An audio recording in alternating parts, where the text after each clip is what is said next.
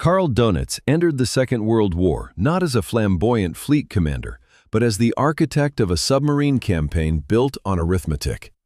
When war began in September 1939, Germany possessed fewer than 60 operational ocean-going U-boats. Dönitz had argued for years that he required at least 300 submarines at sea to fracture Britain's import system. Britain depended on roughly 1 million tons of food, oil, and raw materials every week. If sinkings exceeded construction, factories would stall, and civilian rations would erode. The submarines under his command were not vast battleships with 12-inch thick armor plate. A Type 7 U-boat displaced roughly 700 to 1,000 tons and carried 14 torpedoes, each weighing over 3,000 pounds. A single successful patrol could sink more than 50,000 tons of merchant shipping. Some commanders exceeded 100,000 tons across multiple voyages. In 1942 alone, German submarines sank over 6 million tons of Allied shipping. For a period, Dönitz appeared to outpace Allied replacement. Inside a submerged U-boat, the hull vibrated as diesel engines shut down and electric motors took over. Depth gauges crept past 100 feet. When depth charges detonated, each charge packed with hundreds of pounds of explosives, shock waves rippled through steel plating barely over an inch thick in places. Light fixtures shattered, bolts strained. Crewmen stood in silence, counting explosions and calculating survival. Dönitz refined Wolfpack tactics, coordinating multiple submarines against convoys through encrypted radio signals. The method concentrated force in darkness and fractured merchant formations that initially sailed with insufficient escort. Yet every radio transmission risked detection. High-frequency direction finding and improved code breaking gradually eroded concealment. When I once compared German submarine construction tables with Allied shipyard output from 1943, the disparity sharpened in the clarity. Allied yards launched over 2,000 Liberty ships during the war, some completed in less than 2 months. In May 1943 alone, Germany lost more than 40 submarines. Crew casualty rates climbed above 60% by war's end. Over 30,000 of approximately 40,000 German submariners died. The ocean that had concealed, now consumed. Dönitz rose in rank as the surface fleet diminished. After the sinking of the battleship Bismarck and continued attrition of heavy units, the submarine arm became the primary offensive instrument at sea. In January 1943, Dönitz replaced Erich Raeder as Commander-in-Chief of the Kriegsmarine. By then, Allied anti-submarine warfare had recalibrated decisively. Escort carriers extended air coverage into mid-Atlantic gaps. Radar detected surfaced boats at night. Hedgehog mortars projected contact-fused explosives ahead of escort ships. Sinkings declined while losses accelerated. The broader war fractured Germany's position. Industrial capacity in the United States and Britain outpaced German production in ships, aircraft, and fuel. Synthetic fuel plants in the Reich struggled under bombing. Naval training programs shortened as experienced crews were lost. Dönitz pressed for continued submarine expansion, but arithmetic did not bend. In April 1945, as Soviet forces entered Berlin and Allied armies advanced from the west, Adolf Hitler appointed Dönitz as his successor in his political testament. It was a final recalibration in a regime collapsing under military defeat. Dönitz formed a short-lived government in Flensburg. His authority extended over a state already fractured and surrounded. During those final days, he sought to evacuate as many German soldiers and civilians as possible from eastern territories ahead of advancing Soviet forces. Naval transports carried hundreds of thousands across the Baltic Sea, yet surrender became unavoidable. On May 7, 1945, German representatives signed the Instrument of Unconditional Surrender at Reims, effective the following day. Dönitz was later tried at Nuremberg. He faced charges related to aggressive war and submarine conduct. The tribunal examined issues such as unrestricted submarine warfare and orders concerning rescue of survivors. He received a 10-year prison sentence. His career illustrates the arc of a strategy rooted in tonnage and attrition. Early submarine successes fractured Allied shipping temporarily, but industrial replacement outpaced destruction. Tactical proficiency collided with technological adaptation and overwhelming production capacity. If you are listening now, perhaps in the quiet stretch before sleep, imagine a submarine descending into dark Atlantic water, gauges glowing faintly. Then imagine the same commander years later, sitting in a northern German port, as maps shrink and messages arrive announcing collapse. Steel hulls, radio signals, and political decrees, all bound by numbers that eventually turned hostile. This is the entire history of Karl Dönitz, Grand Admiral and Hitler's successor. Chapter 1. The Stain on Form 1847B. The 4th of October, 1918. A British naval clerk sits in a requisition schoolhouse on the island of Malta, processing prisoner of war documentation under the Mediterranean afternoon heat. The room smells of ink and salt-damaged paper. On his desk lies Form 1847B, standard Admiralty template for captured enemy naval personnel. In the top right corner, someone, likely a typist working too quickly, has misspelled the prisoner's name as Dönitz, then corrected it with fountain pen, leaving a small blue stain that bleeds into the fiber. Below that smudge, in the neat bureaucratic script of a civilization that believes the war is nearly won, appears a single observation. Subject displays unusual preoccupation with the mechanical cause of HMS Snapdragon's depth charge pattern. What the clerk doesn't note, what he cannot know as he files this form alongside hundreds of others, is that the 27-year-old prisoner has already filled 16 notebook pages, calculating the exact seconds between his oxygen gauge malfunction and his decision to surface his submarine. When I first encountered this document in the British National Archives, I spent an hour just staring at that corrected spelling. Not because it mattered to history, Dönitz's name would be spelled correctly often enough in the coming decades, but because of what came next in the file. 3 separate intelligence photographs of prisoner notebooks, taken at the Malta camp, showing page after page of engineering calculations, dive angle mathematics, and what one translator described as obsessive mechanical autopsy. The British photographed these notebooks, but never translated them systematically. They saw a defeated U-boat officer doing what defeated officers do, trying to understand what went wrong. What they missed was that this wasn't grief or confusion. This was data collection. Karl Dönitz wasn't mourning the loss of UB-68. He was studying it like an engineering failure, cataloging every variable that led to his capture, building a framework he would spend the next 2 decades refining into doctrine.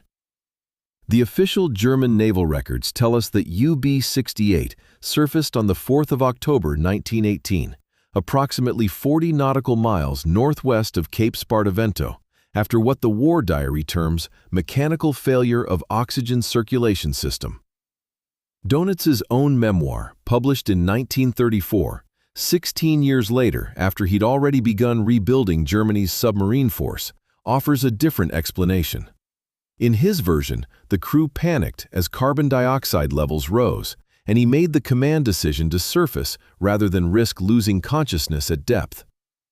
2 accounts, same outcome, different narrative emphasis. The war diary protects the machinery. The memoir protects the commander's authority. What neither document mentions is what British interrogators found in those notebooks. Calculations showing that 23 additional tons of battery weight could have extended UB-68's dive time by precisely 8.3 minutes. 8 minutes. Exactly the window Dönitz calculated he needed to escape the depth charge pattern that forced him up. The mechanics of UB-68's failure deserve attention here, not because the technical details changed history, but because they changed Dönitz. The Draeger Tauchretter oxygen rebreather system, standard equipment on German submarines by late 1918, worked through a chemical scrubber that absorbed carbon dioxide from exhaled breath. The scrubber's active compound, soda lime, had a saturation threshold. Once saturated, it stopped absorbing CO2. At that point, a submarine crew had approximately 4 minutes of cognitive function before unconsciousness. Dönitz's notebooks show he mapped this 4-minute window against human decision-making capacity with the precision of a physiologist. How long does it take to process sensor data? 30 to 45 seconds. How long to issue dive commands? 15 to 20 seconds. How long for the crew to execute a crash dive? 120 to 150 seconds. Add them up and you get roughly 3 minutes of effective command authority before the brain stops working. That left, in Dönitz's calculation, between 60 and 90 seconds of margin for error. He had run out of margin. When the oxygen system failed, when the scrubber saturated, when the CO2 levels climbed, Dönitz did not have 8 extra minutes. He had perhaps 90 seconds to decide whether to trust the faulty gauge or trust his body's rising panic. He chose to surface. UB-68 broke through into daylight, into the waiting guns of HMS Snapdragon, into captivity. The boat displaced exactly 516 tons submerged. For 11 months in British POW camps, Dönitz calculated, over and over in different notebooks, checking his arithmetic, that if that boat had carried 539 tons submerged, if those 23 additional tons had been batteries instead of hull plating or reserve torpedoes, the oxygen system would have held for 8.3 more minutes. That calculation appears in at least 4 separate notebooks. Same numbers, same conclusion. As if repetition could change the past. Other UB-68 survivors, and there were 41 of them, which itself tells us something about how close the boat came to complete disaster, wrote letters home describing the terror of depth charging, the sound of metal groaning under pressure, the screaming of men who thought they were about to die 200 feet underwater. Every survivor account I found in German naval archives mentions the sound.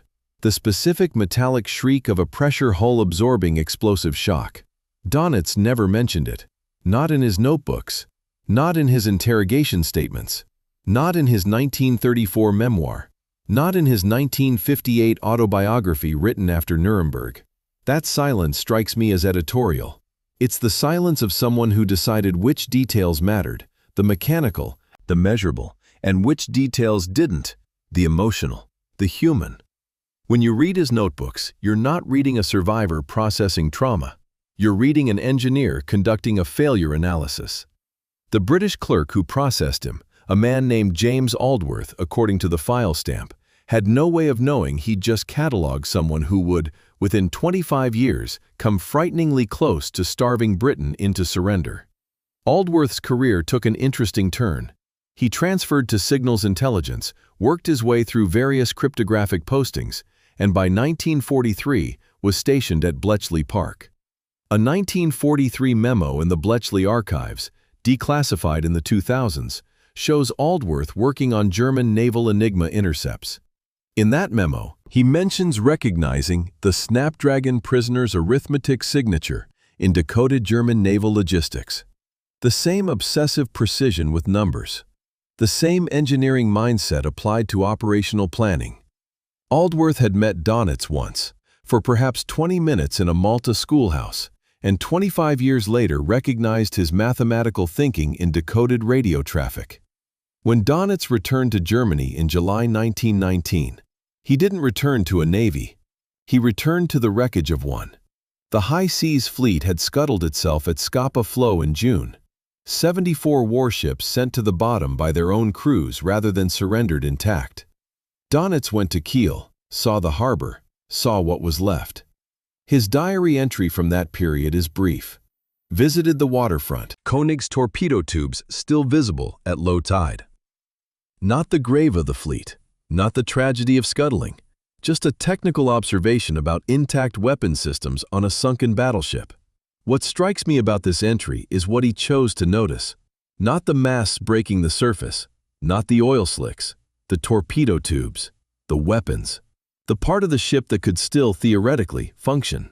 His personnel file from 1920, now in the Bundesarchiv Militärarchiv in Freiburg, contains a notation from Admiral Erich Raeder, then a mid-ranking officer helping rebuild what little remained of German naval capability.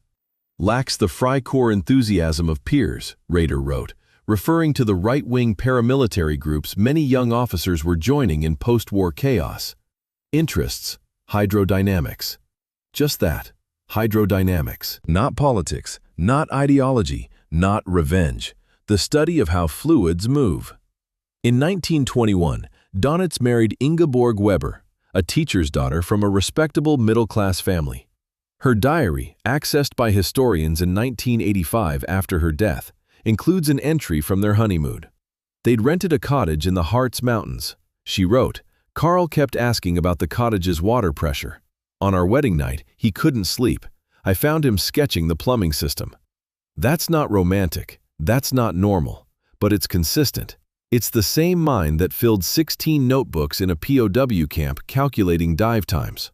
The British had captured a U-boat officer and filed him away as a standard prisoner of war.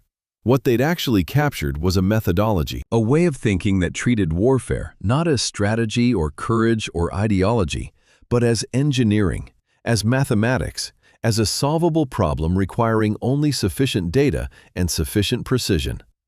That methodology would, within 2 decades, come within months of cutting Britain's Atlantic lifeline. But in 1918, in a Malta schoolhouse, it was just a misspelled name and a blue ink stain on Form 1847B. A clerk's minor error, a footnote. Except nothing about Karl Dönitz would ever be a footnote. Chapter 2. The Cruiser Years, or Why He Hated Them. The crew manifest of the light cruiser Emden, dated January 1928, lists Captain Lieutenant Karl Dönitz as First Officer, Navigation. Someone, his commanding officer most likely, has added a marginal note in red pencil beside his name. The note reads, "Request denied, 14. Reason, proposes torpedo attack drills inappropriate for cruiser doctrine." 14 requests in 4 months.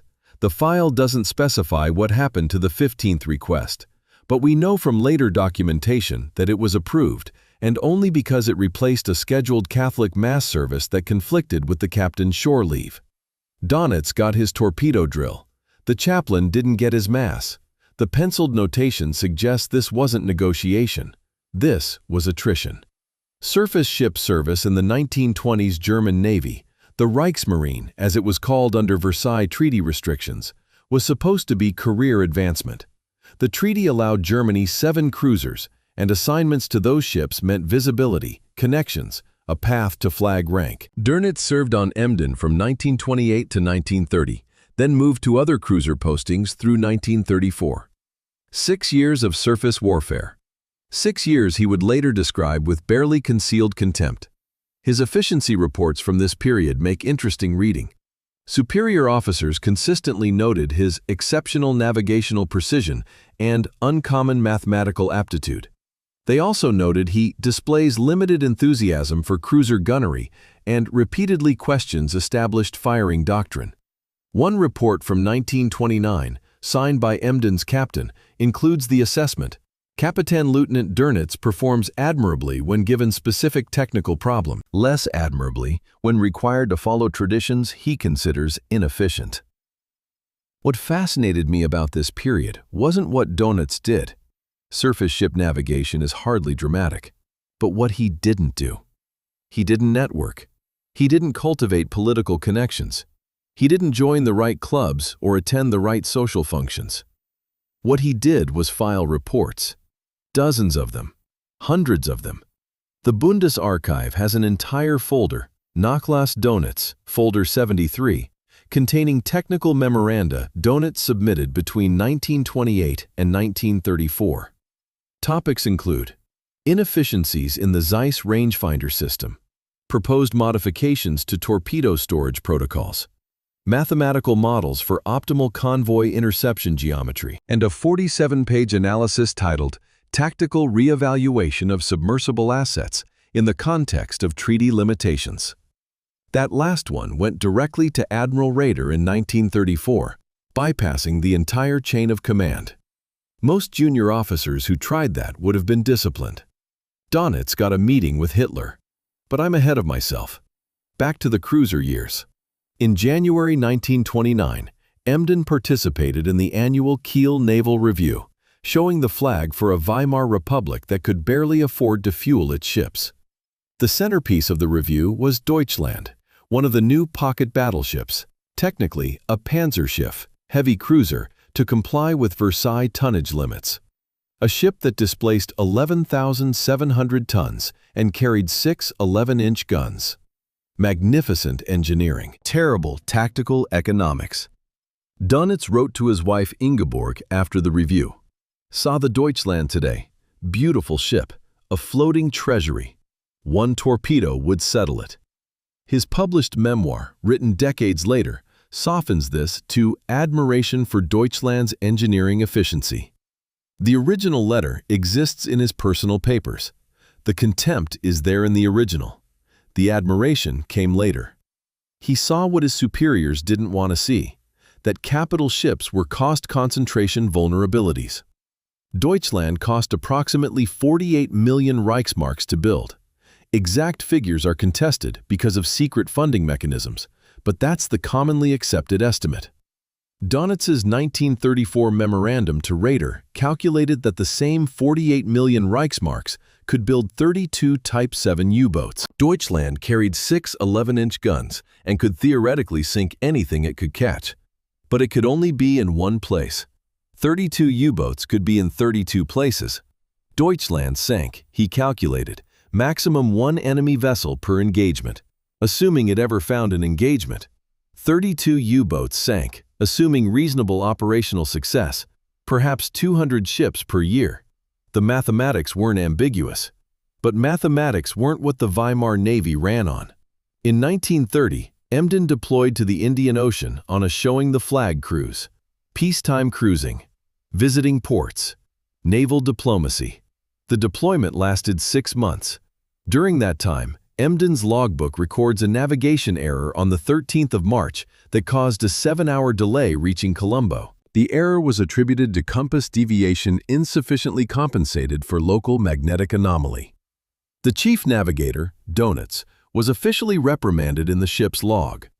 What the log doesn't show is Dönitz's private chart work, now in the archives, proving he'd calculated the correct bearing, but been overruled by a more senior officer who relied on traditional dead reckoning methods instead of Dönitz's mathematical correction for magnetic variation. He was right. The senior officer was wrong. Dönitz took the blame because that's how naval hierarchy worked. He also kept his charts, filed them, dated them, as if he knew someday someone would check. The rangefinder incident deserves its own attention. German cruisers in this period used Zeiss stereoscopic rangefinders for gunnery calculations. Optical instruments requiring 3 men and 22 seconds per calculation to determine range, bearing, and firing solution for the main battery. Dönitz proposed a simplified slide rule method achievable by 1 man in 11 seconds. He submitted the proposal formally in November 1931. The response, preserved in Nachlass Folder 73, reads, "Proposed modification undermines crew cohesion and established gunnery protocols. Denied." What strikes me about this rejection isn't that it happened. It's that Dönitz kept the rejection letter, filed it, along with 13 others, all dated, all preserved. He wasn't collecting evidence of persecution. He was collecting evidence of inefficiency. Building a case for someone, for someday. During these years, Dönitz read voraciously. The ship's library records, yes, they kept library records, show he checked out every available British and American naval journal. His personal copies of these journals, donated to the Bibliothek für Zeitgeschichte in Stuttgart after his death, contain extensive marginalia. He annotated accounts of the Battle of Jutland not as German versus British, but as capital ships versus probability. He marked passages about destroyer tactics with notes like, confirms tonnage dispersion advantage. He sketched convoy formations in the margins of articles about merchant marine organization. This wasn't idle reading. This was research. One article from the U.S. Naval Institute proceedings, dated October 1932, about North Atlantic convoy routing, has so many annotations that the original text is barely visible. Dönitz was studying the enemy's logistics. While serving on a ship he clearly considered obsolete. Admiral Raeder's diary from this period, available in the Bundesarchiv, includes an entry from September 1932, met with Kapitän-Lieutenant Dönitz, curious fellow, refuses promotion to cruiser command, says he wishes to study inefficiencies, potentially useful but odd.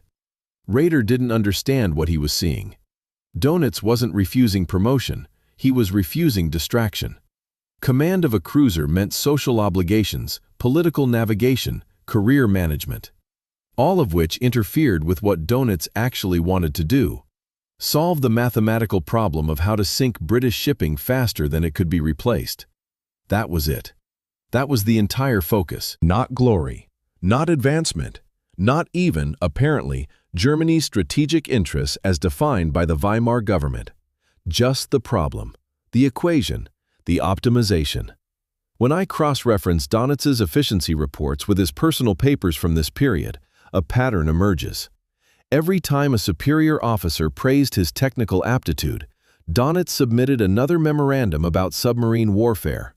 Every time he was assigned a new cruiser posting, he filed another analysis of surface ship vulnerabilities. He was building a body of work, a documented argument, and in 1934, he finally sent it where it mattered. 47 pages, graphs, charts, tonnage calculations, directly to Hitler's naval adjutant, bypassing Rader, bypassing protocol, bypassing every tradition the Naval Officer Corps held sacred. The title? Tactical Reevaluation of Submersible Assets. The subtitle, less well known, A Mathematical Proof of Force Multiplier Doctrine. He wasn't making a suggestion, he was presenting a proof. Like a doctoral thesis, defended with numbers. The cruiser years didn't make Dönitz into a submarine advocate. He was already that in 1918, filling notebooks in a POW camp. What the cruiser years did was give him 6 years of institutional frustration. 6 years of watching resources wasted on beautiful, expensive, vulnerable ships that could only be in one place at one time. 6 years of being told his mathematics didn't matter as much as tradition. 6 years of evidence collection. When he finally got his meeting with Hitler in 1935, he didn't walk in with theories. He walked in with a case file. 6 years of documented proof that the German Navy was doing it wrong. That got Hitler's attention. Hitler liked proof. Hitler liked men who spoke in certainties. Dönitz offered both. Chapter 3. The Thesis Becomes Doctrine. 1935 to 1939.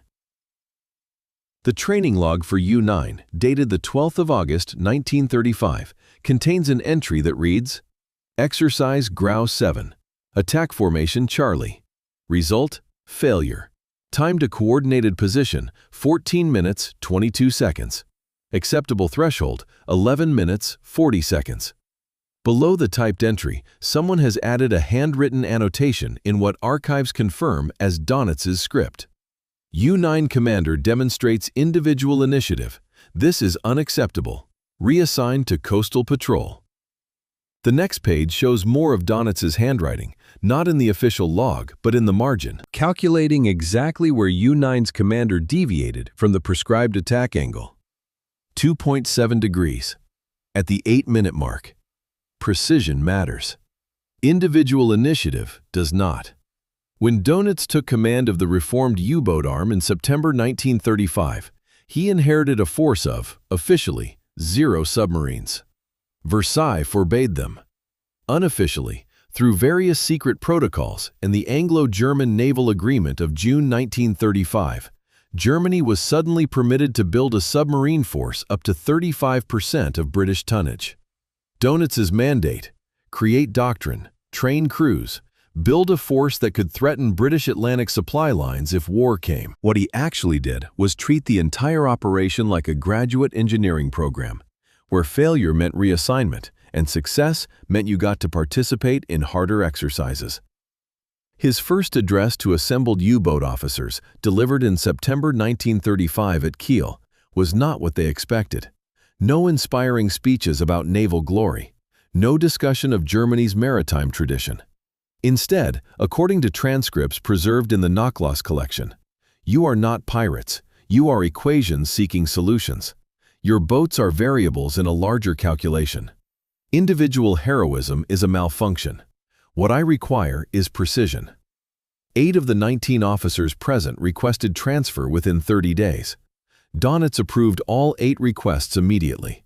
He didn't want men who needed inspiration. He wanted men who understood they were components in a system. The exercises began immediately.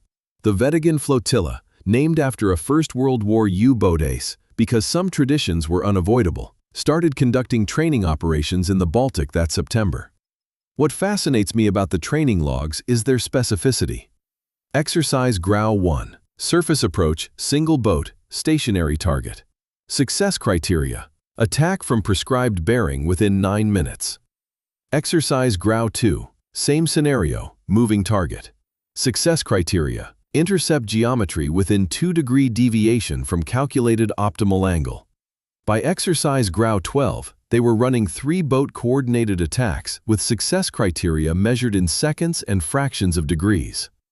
Dönitz wasn't training submarine commanders, he was calibrating instruments. In November 1935, he did something unprecedented. He required every U-boat commander to pass a written mathematics examination.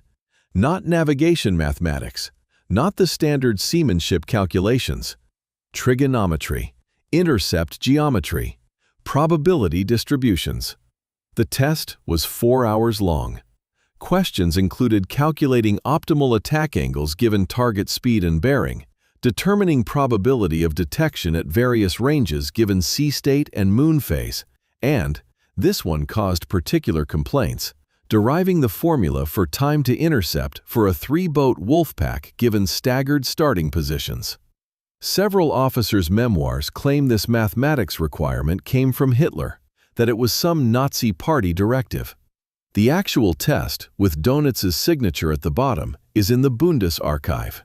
He designed it himself. Question 17 asks test takers to prove why a quarter moon provides better attack conditions than a full moon or new moon. The correct answer involves calculating the balance between visibility for navigation and silhouette detection. It's not opinion, it's optics. The Spanish Civil War provided an unexpected laboratory. In November 1936, Germany deployed submarines to Spanish waters under the fiction of humanitarian patrols monitoring international shipping. U-33 and U-34, officially observing, unofficially conducting what Dönitz termed practical data collection. Their war diaries, coded but decoded in post-war archives, show they weren't attacking ships. They were tracking convoys, recording speeds, noting escort patterns, mapping routes. One entry from U-33, dated the 4th of January 1937, notes a British convoy. 9 merchants, 2 escorts, average speed 8.4 knots, formation spacing 600 meters. Escorts maintain pattern Alpha 2 per Doctrine manual, predictable. Dönitz was using Spain to study British tactics, watching how they moved, learning their patterns, building a database. The first multi-boat exercise, the prototype for what would become Rudel tactic, Wolfpack Doctrine, occurred in May 1937. 4 U-boats, 1 mock convoy. The after-action report runs 93 pages. I've read it. Most of it is mathematics, optimal radio communication timing, acceptable deviation ranges for formation positions, analysis of why Boat 3 arrived 40 seconds late to attack position, and what that 40 seconds cost in terms of target exposure. There's a 12-page appendix titled Communications Latency as Tactical Cancer. The argument: every second of delay between detection and attack notification reduces kill probability by measurable percentages. Dönitz calculated the latency threshold, 4 minutes, beyond which coordinated attack became impossible. The solution: practice until 4 minutes became 2 minutes became 90 seconds. Practice until human reaction time approached mechanical precision. By 1938, they were using Enigma machines for coordination. The technical specification here matters. The courier burst transmission system could compress a 120-word message into a 2-second radio burst. This reduced British direction-finding probability from 76% for standard Morse transmission to 11% for burst mode. But it required operators who could send and receive Morse at 40 words per minute, double the standard rate. Dönitz's solution? Additional training requirements. More filtering. More exercises. The operators who couldn't hit 40 words per minute got reassigned. The boats that couldn't coordinate within the latency threshold got sent to coastal patrol. Darwin in the Baltic. In March 1938, during exercise Vice 12, Dönitz calculated something that would define his career. 7 boats, coordinated attack, nighttime surface approach against a mock convoy. Theoretical outcome, 43,000 tons sunk in one night. 43,000 tons. That was more than the entire monthly U-boat tally from the peak months of First World War operations. 7 boats, one night. The calculation assumed optimal conditions, perfect coordination, no losses. But the mathematics worked. Hitler's adjutant's records show the Führer's response to this briefing. How soon can you build 100 boats? Dönitz's answer, documented in his own notes, was, 100 is insufficient. The calculation requires 300. 300 U-boats. That became the obsession, the magic number. Dönitz's formula was simple. British convoy system protected approximately 2,400 merchant ships in active rotation monthly. Each U-boat, operating under optimal doctrine, could attack 8 ships per patrol. Therefore, 300 boats times 8 ships equals 2,400 ships. Parity, not dominance, parity. He wasn't trying to overwhelm British defenses. He was trying to match their protection capacity exactly, forcing a zero-sum game where every ship they protected meant a ship left unprotected. It was elegant. It was mathematical.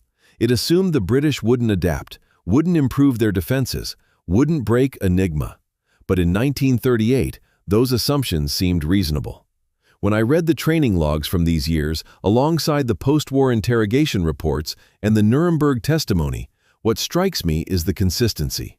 Dönitz in 1935 sounds identical to Dönitz in 1945, sounds identical to Dönitz in 1955. The same precision, the same focus on measurable outcomes, the same belief that warfare was engineering, that naval combat was applied mathematics, that human variables could be controlled through training and doctrine. He didn't evolve. He didn't adapt his thinking. He built a system in 1935 and spent the next 10 years trying to make reality conform to it. Sometimes it worked. Sometimes it failed catastrophically. But the methodology never changed.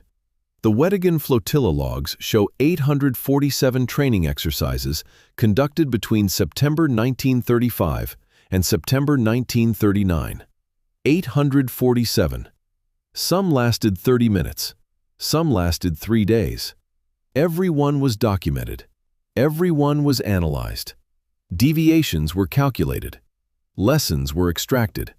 Doctrine was refined. By the time Germany invaded Poland, Dönitz commanded 57 operational U-boats, nowhere near his 300. But those 57 boats had been drilled in coordination tactics to a degree of precision the British wouldn't match until 1943. The training logs prove it. The exercise results prove it. The mathematics proved it. Whether the mathematics would survive contact with actual war, that was a different equation entirely. Chapter 4. The Diary of Klaus Bargston, September 1939. The 3rd of September, 1939. 21 hours, 47 minutes. Oberleutnant Klaus Bargston, second watch officer aboard U-30, sits in the torpedo room with a fountain pen and the leather journal his father gave him when he joined the Navy. The handwriting, preserved now in the Bundesarchiv, catalogued under Nachlass Bargston, changes mid-entry. The first few lines are neat, controlled script. Then the letters become barely legible, the lines no longer horizontal. We torpedoed a large passenger ship northwest of Ireland, he writes. Commander Lemp says he thought it was an armed merchant cruiser. I saw the lifeboats through the periscope. Children's voices carry across water. I am writing this in the torpedo room because I cannot face the crew mess. Someone is playing a harmonica, Mozart, I think. The next entry is dated the 6th of September. 3 days of blank pages between them. The ship was the Athenia, a passenger liner carrying more than 1,400 civilians, including Americans. 2 torpedoes, though the official U-boat war diary would later claim 1. Barkston's personal diary confirms 2. He counted the explosions. The war diary doesn't mention lifeboats or children's voices. War diaries don't record those things. But Klaus Barkston was 24 years old, son of a schoolteacher from Lübeck, trained in navigation and torpedo mechanics, but not, apparently, trained in how to reconcile what Doctrine said ships were legitimate targets and what his periscope showed him floating in the North Atlantic in the dark. The Athenia incident wasn't supposed to happen. Germany's naval orders at the war's start explicitly followed prize rules, pre-war international law requiring submarines to surface, verify a ship's status, ensure civilian safety before sinking. The Athenia was clearly civilian, clearly marked, clearly not a legitimate military target under any reasonable interpretation of the rules. Oberleutnant Fritz Julius Lemp, U-30's commander, claimed he believed it was an armed merchant cruiser because it was traveling without lights and on a zigzag course. Maybe he genuinely believed that. Maybe he panicked. Maybe he wanted a kill on the war's first day. The investigation never conclusively answered why. What we know for certain is that U-30 fired, Athenia sank, 117 civilians died, and Karl Dönitz faced his first crisis in command. What to do when his carefully calculated system produced an outcome nobody intended? The 4th of September, Barkston's diary records U-30 receiving a coded radio message from BDU, Befehlshaber der Unterseeboote, Dönitz's headquarters. The message forbade discussion of recent engagement and ordered radio silence on all operational details. Barkston copied the entire Enigma transmission into his diary, which was a breach of security protocol, but he did it anyway, preserved it, as if he knew he was documenting something important, as if part of him understood that what felt wrong in his gut might someday need evidence. The message was brief, clinical, no mention of Athenia by name, just operational security language about communications discipline. When U-30 returned to Wilhelmshaven on the 27th of September, Barkston describes Commander Lemp being summoned to a private meeting with Dönitz. 40 minutes. Barkston notes the time precisely. When Lemp emerged, he writes, he looked relieved. That night, orders came to remove pages 7 through 9 from our war diary. Barkston sketched the physical evidence in his journal, the binding, the cut marks. You can see where the pages were razored out, he notes. New pages inserted. The ink is a different shade of blue. He was documenting falsification, not reporting it, not protesting it, just documenting it, writing it down in a private diary his father would later mail to Switzerland. The replacement pages said nothing about Athenia. They showed U-30 conducting standard patrol operations. The tonnage claimed in the modified diary didn't match the original. Barkston includes both sets of numbers in his personal record. He was keeping parallel books, official fiction and documented reality. What strikes me reading this decades later is his meticulous care. He doesn't editorialize much. He doesn't write angry denunciations. He just records the facts, the discrepancies, the evidence. As if he's conducting an investigation he knows he can't publish. In October 1939, German radio broadcast propaganda claiming the British had sunk Athenia themselves, a false flag operation to bring America into the war. Barkston transcribes the entire broadcast in his diary, then writes simply, "How can we say this? I saw our torpedo wake." 4 sentences, no elaboration. Just the observation that the official narrative and his personal witness were irreconcilable. And unlike Dönitz, unlike Lemp, unlike the propaganda ministry, Barkston couldn't resolve that irreconcilability through mathematics or doctrine or strategic necessity. He was stuck with the image through his periscope, the lifeboats, the voices. The Athenia displaced 13,465 tons, more than the entire U-boat tonnage sunk in the First World War's first month. Its loss killed 117 people, including 28 Americans, and came within a narrow margin of pulling the United States into the war 26 months earlier than Pearl Harbor managed. The strategic implications were enormous. The political implications were enormous. And Dönitz's response, as far as Barkston could observe, was to treat it as a procedural problem.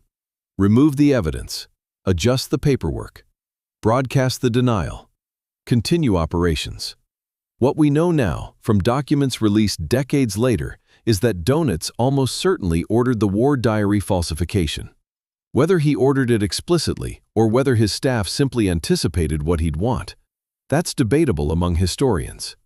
What's not debatable is that the falsification happened, that Dönitz never acknowledged it, and that when prosecutors asked him about it at Nuremberg, he claimed the original pages were lost due to water damage. The Bundesarchiv has the modified war diary. Under ultraviolet light, the replacement ink fluoresces differently than period-correct ink. The forgery is detectable, measurable, provable, just not by anyone in 1939 who might have cared to measure. Klaus Bargston's father, a schoolteacher named Hermann, received letters from his son throughout the war.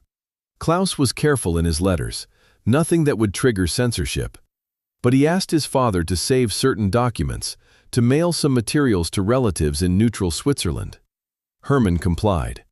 After the war, after Klaus survived, he made it through the entire war, transferred to training duties in 1943. He never spoke publicly about Athenia, never testified, never wrote memoirs. He kept his diary private until the 1980s. When historians finally accessed it, they found not a manifesto or an exposé, but a record. Just a record. A young man writing down what he saw, because writing it down was the only thing he could think to do with information that contradicted everything he'd been told about honor and duty and warfare. Reading Bargston's diary now, knowing how the war ended, knowing about the Laconia Order and Black May, and the final senseless patrols in 1945, the Athenia incident reads like a preview. The first moment when Doctrine met reality and Dönitz chose Doctrine, chose the system, chose the mathematics. The calculation was simple. Admitting the Athenia attack was a mistake undermined the entire U-boat campaign's legitimacy, risked bringing America into the war immediately, and served no strategic purpose. Better to deny, better to falsify, better to remove the problematic data and continue the equation. 117 dead was regrettable, but it was inefficient to let 117 dead derail the larger operational framework. That was the calculation. That was always the calculation. And Klaus Bargston, sitting in a torpedo room listening to Mozart on a harmonica, wrote it all down. Chapter 5. The Tonnage War Begins. The Spreadsheet Chapter. The 18th of December, 1939. The U-Boat Command Headquarters, situated in Wilhelmshaven, operates out of converted naval administration buildings that smell of coal heating and salt corrosion. Korvettenkapitän Eberhard Gott, Dönitz's operations officer, maintains a ledger. Not the official war diary, though that exists too. This is a different book, a private accounting. Every morning at 0700 hours, Gott enters the previous day's figures. Column 1, U-boats at sea. Column 2, U-boats in port. Column 3, Allied tonnage sunk. Column 4, U-boats lost. And column 5, the one Dönitz always asks for first, rate of change. Not absolute numbers, the derivative, the trend. In the Bundesarchiv's Nachlass Dönitz collection, there's a page from this period that tells you everything you need to know about how Karl Dönitz thought about war. It's dated December 18, 1939, handwritten in black fountain pen. Monthly Allied tonnage sunk, 421,156. British construction capacity, estimated 380,000. Net deficit, 41,156. Months to critical threshold at current rate, 34. Below that, in red pencil, unacceptable, requires 18 additional boats, or 23% efficiency increase per boat. The arithmetic is precise. The conclusion is precise. The strategic vision is precise. There's just one problem. The math is wrong. He underestimated British shipyard capacity by 90,000 tons. But he wouldn't know that until 1943. To understand Dönitz's tonnage war, you have to understand that he wasn't fighting the Royal Navy. Not really. He was fighting British logistics. The calculation was brutally simple. Britain imported roughly 60 million tons of supplies annually: food, fuel, raw materials, everything an island nation needed to survive. If U-boats could sink ships faster than Britain could build them, faster than neutral shipping could replace them, then eventually the imports would fall below the survival threshold. Britain would starve. Britain would surrender. No invasion needed. No grand battle. Just mathematics. Just tonnage accumulating in the debit column until the equation balanced toward defeat. Every morning's ritual at BDU followed the same pattern. Gott prepared the overnight reports, radio intercepts, U-boat position updates, sinking confirmations. He compiled them into summary format. At precisely 0700, he entered Dönitz's office. "Rate of change figure?" Dönitz would ask. Not how many ships did we sink. Not how many boys did we lose. Rate of change. The second derivative. The acceleration of the curve. Gott's diary, he kept one too, discovered in his papers after his death in 1999, records this exchange happening identically for more than 5 years. Same question. Same clinical focus on the mathematical trend rather than the human cost. In January 1940, Dönitz produced what he called a deficit projection. The calculation went like this.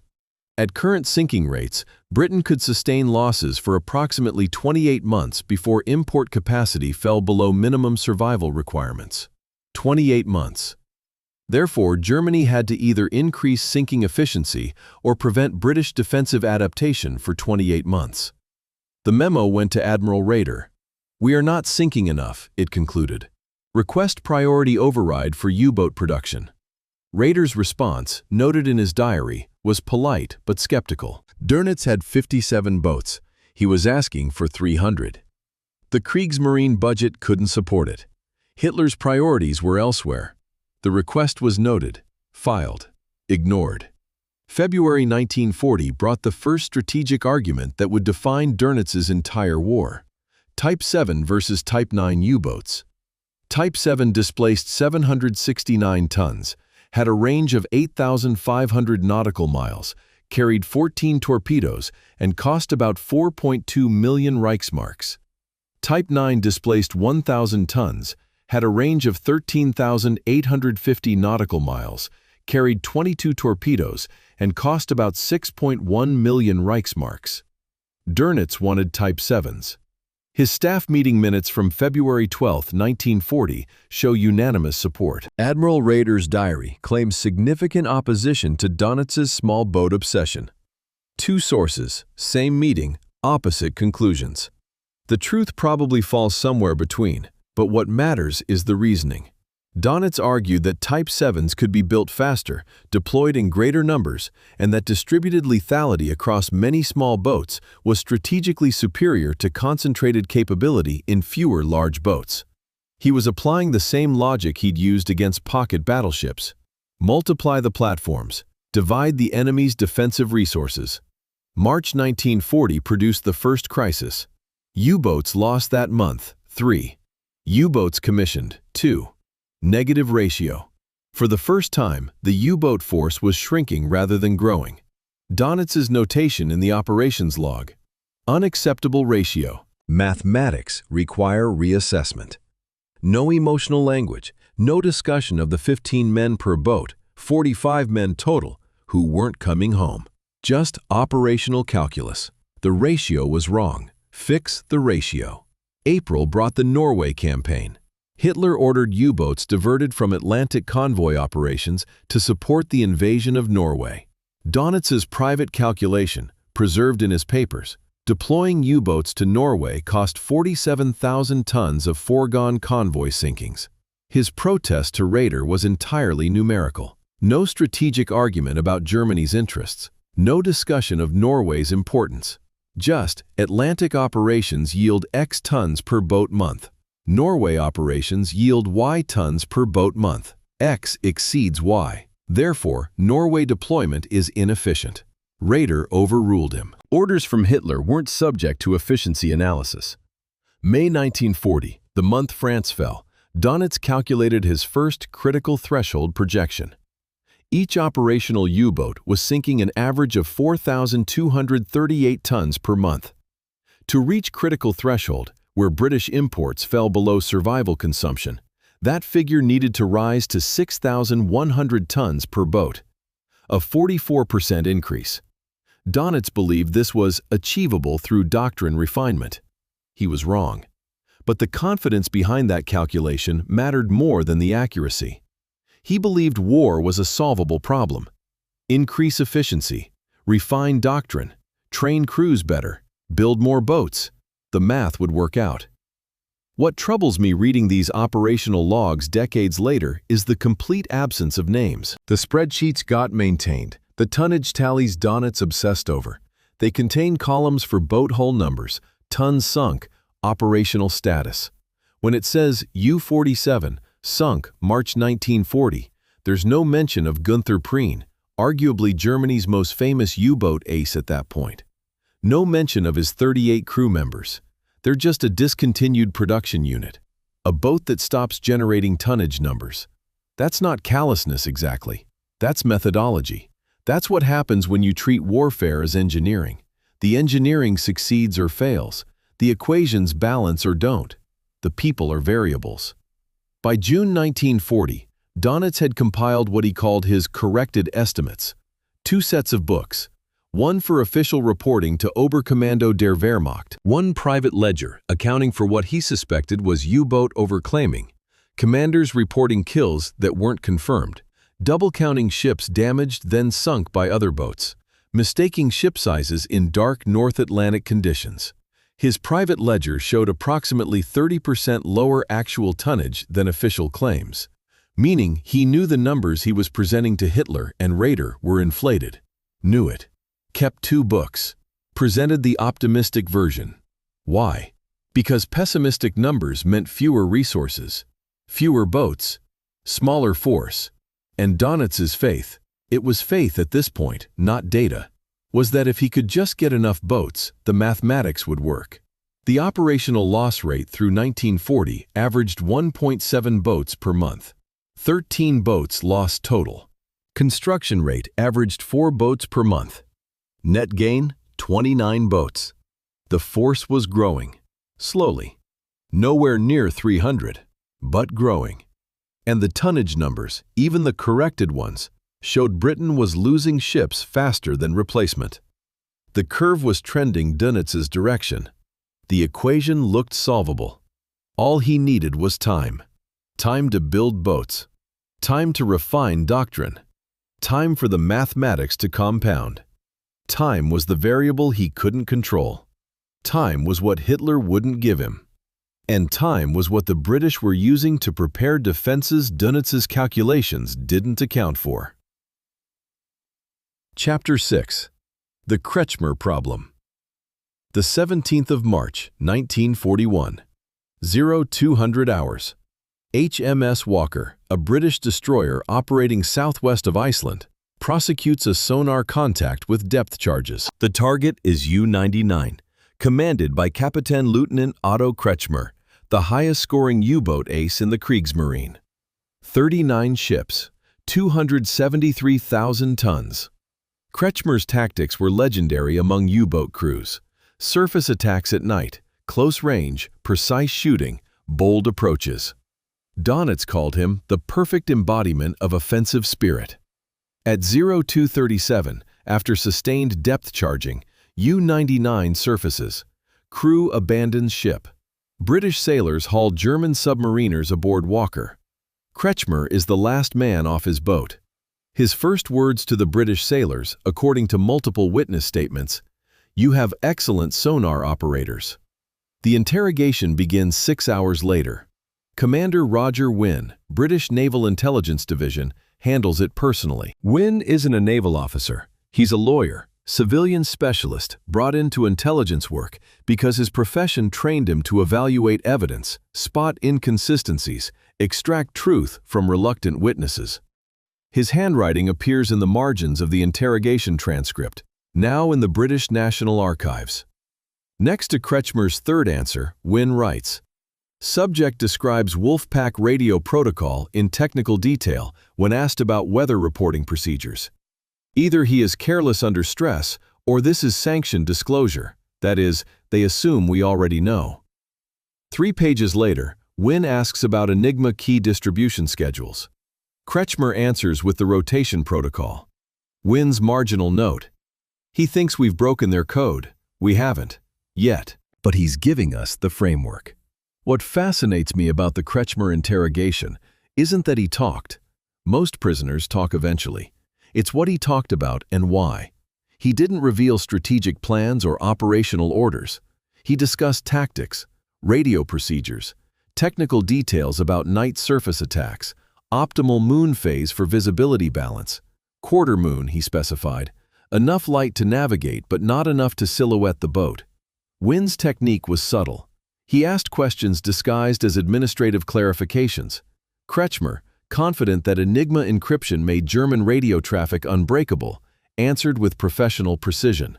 He was discussing methodology, shop talk between professionals. He had no idea he was providing British intelligence with the exact framework they needed to interpret the Enigma decryptions they'd achieve 4 months later. British intelligence already knew some of this. Direction-finding stations had tracked U-boat radio patterns. Traffic analysis suggested coordinated operations. But Kretschmer confirmed it, explained it, provided the doctrinal context that turned raw intercepts into actionable intelligence. The interrogation transcript runs 47 pages. Page 12 contains Kretschmer's explanation of how Wolfpacks formed up on a convoy. Lead boat maintains contact, broadcasts position. Other boats home on the signal. Attack commences when sufficient boats reach attack position. The timing window: 4 to 7 hours from first contact to coordinated assault. Wynne underlined that. 4 to 7 hours. That's how long British convoy commanders had to evade once a U-boat found them. The morning of March 20th, Dönitz's war diary records, U-99, lost. Position approximately 61 degrees north, 12 degrees west. Cause: depth charge attack. Kretschmer captured. His experience irreplaceable. That's the entire entry. No operational security review. No interrogation resistance assessment. No doctrine modification. Just irreplaceable experience lost. Continue operations. What Dönitz didn't know, couldn't know, was that Kretschmer's irreplaceable experience was, at that moment, being transferred systematically to British naval intelligence. Commander Wynne's report to the Admiralty, dated March 23rd, provides the strategic assessment. Subject's technical knowledge suggests U-boat command operates on engineering principles, not tactical flexibility. Implication: their operations are predictable if we map the formulas. That sentence is devastating. Wynne had identified the central vulnerability of Dönitz's entire system. It was mathematical. It was precise. It was therefore predictable. If you understood the equations, you could anticipate the moves. Kretschmer had just explained the equations. The numbers here matter. Kretschmer personally sank 273,043 tons of Allied shipping. But his interrogation, post-war Admiralty analysis suggests, provided intelligence that enabled British defenses to prevent approximately 890,000 tons of future sinkings. The exchange ratio was -3.26 to 1. Losing Kretschmer cost Dönitz more than triple what Kretschmer had achieved, and Dönitz never adjusted for it. No operational security review, no assumption that captured commanders might talk, no change to radio procedures or tactical doctrine. He noted the loss, moved on, continued executing the system. There's a detail in Kretschmer's POW file that deserves attention. His letters to his wife, sent through Red Cross channels, intercepted and copied by British intelligence before forwarding, contained coded tactical updates for other U-boat commanders. Simple codes, number references that corresponded to technical details. British intelligence identified the codes immediately and left them uncensored.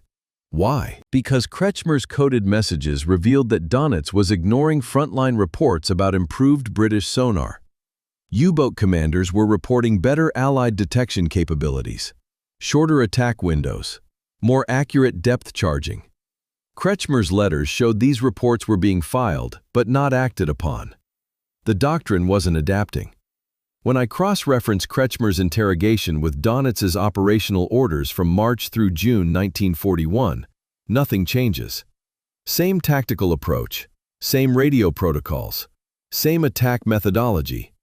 Either Dönitz never considered that Kretschmer might provide intelligence to the enemy, or he considered it and determined it didn't matter because Enigma was secure. Either way, it was a failure of threat assessment. The British knew his system, understood his mathematics, and he continued operating as if the system's inner workings were still secret. The Kretschmer problem wasn't unique. Between March and December 1941, British forces captured 7 more U-boat commanders. Each interrogation yielded more tactical details. Each POW camp letter contained more coded updates that British intelligence decrypted and analyzed. And each piece of information refined the Admiralty's understanding of how Dönitz's mind worked, how he calculated, how he optimized, how predictable his precision made him. There's a 1972 declassification of the Kretschmer file that raises a question I've never seen satisfactorily answered. Did Dönitz ever read these transcripts after the war? They were published, available. Did he sit in his Almula house in the 1970s, retired Grand Admiral, living on a naval pension, and read Roger Wynn's analysis of his methodology? Did he recognize that Kretschmer had transferred the entire architectural blueprint of Wolfpack tactics? Or did he maintain, even in private, that it hadn't mattered because the British couldn't exploit the intelligence without breaking Enigma? The Kretschmer interrogation is taught now in intelligence courses as a case study. Not in how to interrogate prisoners, in how operational security fails when engineers assume encryption solves all vulnerabilities. Dönitz built a system that depended on radio coordination. Radio coordination required encryption. He trusted Enigma absolutely. But Enigma only protected the message content. It didn't protect the doctrine. It didn't protect the tactical methodology. It didn't protect the fact that Dönitz thought like an engineer solving equations. And once the British understood the equations, breaking the code just gave them the variables. Kretschmer had already explained the formulas. Chapter 7. The Letters That Weren't Sent, 1941. Bundesarchiv Koblenz, Nachlass Dönitz, Folder 347, Subsection 2. The folder is labeled Draft Correspondence, 1941 to 1942. Inside, 93 letters written in Karl Dönitz's handwriting, none of them mailed. The first is dated the 9th of May, 1941, addressed to Frau Helena Schepke, widow of Joachim Schepke, commander of U-100, lost with all hands the previous month. The pen is fountain, the ink is black, and the handwriting starts controlled. Your husband's service exemplified. The sentence ends mid-word. Below it, 7 more attempts at the same opening. The 8th draft is complete. 3 paragraphs describing Schepke's sacrifice for the fatherland, his embodiment of naval excellence, his contribution to Germany's struggle. Proper condolence letter language. Formal, distant, professional. In the margin, Dönitz has written, "Too distant, rewrite." The letter was never sent. What Ingeborg Dönitz told an interviewer in 1973, 8 years before her death, was that she found Karl at his desk at 3 in the morning, writing by candlelight, to men who were already dead. This happened regularly through 1941 and 1942, the years when U-boat losses started climbing from occasional to sustained. She described his ritual. He would come home from headquarters, eat dinner in silence, retire to his study. She could hear nothing for hours. Then she'd find him surrounded by draft letters, some crumpled, some carefully folded, none of them addressed with stamps or marked for mailing. He said the writing helped him remember they were men, not boats, she told the interviewer. I asked him once why he didn't send them. He said if the families read what he really thought, they would know he'd sent their sons to die knowing they might not return. And that truth was not helpful. The May 1941 losses were particularly severe. U-100, Shepke's boat, rammed and sunk by HMS Vanock on the 17th of March. U-99, Kretschmer's boat, depth-charged and captured the same night. U-47, Gunther Preen's boat, lost with all hands on the 7th of March, though Dönitz didn't receive confirmation until May. 3 boats, 3 of his best commanders. Preen alone had sunk 30 ships, including the battleship Royal Oak in a raid on Scapa Flow that made him a national hero. Dönitz's diary entry from the evening he confirmed Preen's loss is brief. U-47, confirmed sunk, no survivors. The mathematics remain sound. The cost remains unacceptable. Both are true. 2 sentences acknowledging operational reality. 1 sentence revealing the cognitive dissonance he was managing. The unsent letter to Preen's mother, there are 4 drafts, tries different approaches. The first is purely professional. Your son's service represents the highest standards of naval warfare. The second is more personal. Gunther was not merely a skilled commander, but a model for all U-boat officers. The third attempts comfort. His sacrifice ensures that others may live in a Germany secured by such bravery. The fourth, the longest, dated the 11th of May, runs 3 handwritten pages describing specific operations where Preen demonstrated tactical excellence. It reads less like a condolence letter and more like a performance review. At the bottom, Dönitz has written, "She doesn't need to know how good he was. She needs to know his death mattered. I cannot tell her that because I don't know if it did." In June 1941, the loss rate increased. 5 boats, approximately 200 men. The letters accumulated on Dönitz's desk. Ingeborg described finding him asleep there one morning, drafts scattered across the surface. One was addressed to his own son Klaus, who was serving as a U-boat officer. It began, "If you are reading this." She didn't read further, didn't ask about it. Klaus survived that patrol, survived the next, would survive until May 1944, when he died commanding an S-boat in the English Channel. But in June 1941, Dönitz was already drafting contingency condolences for his own son's death, preparing the language, testing what he would say, filing it away. The psychology here deserves careful attention. Modern military psychiatry has a term for this: moral injury mitigation through symbolic processing. It's what happens when commanders who send people to die need a ritual to acknowledge the human cost without being paralyzed by it. Writing letters that won't be sent. Recording thoughts that won't be shared. Creating a private space where the emotional reality of loss can exist separately from the operational necessity of continuing to create more loss. Dönitz needed to believe he was sending men, not boats. Needed to acknowledge they had mothers, wives, families who would grieve. But he also needed to send the next boat out tomorrow. The letters were how he managed that contradiction. The selection process raises questions. 93 drafts for a year when Dönitz lost 35 boats, approximately 1,400 men. That's an average of 3.6 letters per boat. Why these specific men? The drafts include letters for commanders, Preen, Shepke, others, but also for ordinary seamen, mechanics, radio operators. There's no obvious pattern. Some boats get multiple draft letters, some get none.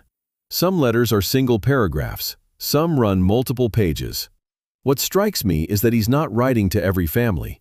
He's writing to the losses that broke through his compartmentalization, the deaths that, for whatever reason, he couldn't reduce to statistical notation in the operations log. One letter, dated August 19, 1941, is addressed to the family of a machinist's mate named Friedrich Schilling from U-108. The boat had been lost in April. 4 months later, Dönitz is still drafting condolences. The letter describes Schilling's mechanical aptitude, his attention to detail, his contribution to boat efficiency. It's weirdly specific. Dönitz mentions that Schilling reduced the boat's dive time by 11 seconds through maintenance optimization. How did Dönitz even know that? Did he read every boat's engineering logs? Was he that deep in the technical details? Or was this specificity itself part of the ritual? Finding some technical achievement, some measurable contribution that made the death mean something beyond just another variable in the tonnage equation. There's a sent letter in the archives too, from August 1941, that provides contrast. It's addressed to the family of a U-boat officer who was the son of one of Dönitz's childhood friends from Grunau. The letter is formal, proper, uses all the standard language about sacrifice and duty and the fatherland. It sounds nothing like the drafts. It's what Ingeborg described as his official voice, the one he used for necessary social performances. The drafts were his private voice, raw, searching, trying to reconcile duty with guilt. The sent letter suggests he never found language that worked. He sent the official version because official language was expected. The authentic struggle stayed in the drawer. When I read these drafts now, decades later, they haunt me more than the operational logs. The operational logs are what they are, a commander tracking his force's effectiveness, measuring outcomes, calculating ratios. That's his job. But these letters prove he knew. Every crossed-out phrase, every rewritten opening, every discarded attempt to explain why a mother's son wasn't coming home. This is a man searching for words that could reconcile sending men to die with acknowledging they were men. He never found those words. The 93 drafts are 93 failures to solve an unsolvable problem. You can't optimize grief. You can't calculate your way to moral clarity when the mathematics of your job require accepting losses you know are human beings.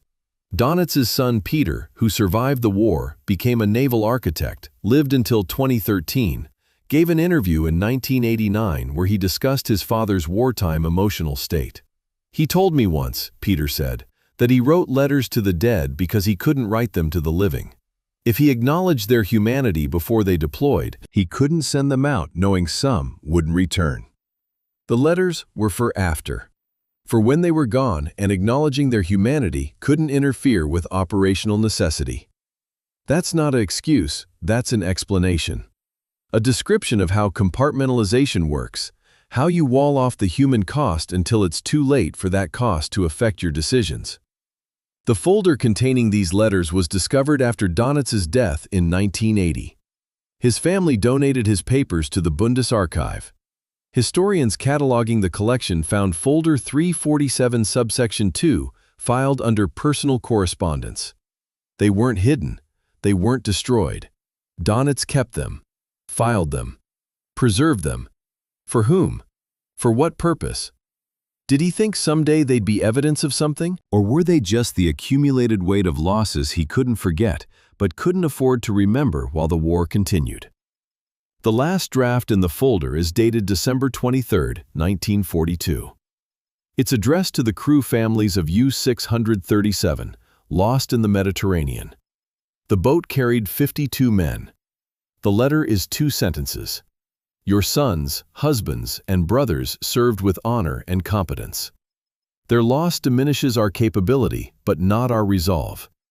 It's clinical, mechanical. The emotional searching of the 1941 drafts is gone. Either Dönitz found a way to write condolences without wrestling with the implications, or he stopped trying to reconcile the irreconcilable. Either way, after December 1942, there are no more unsent letters in the archive.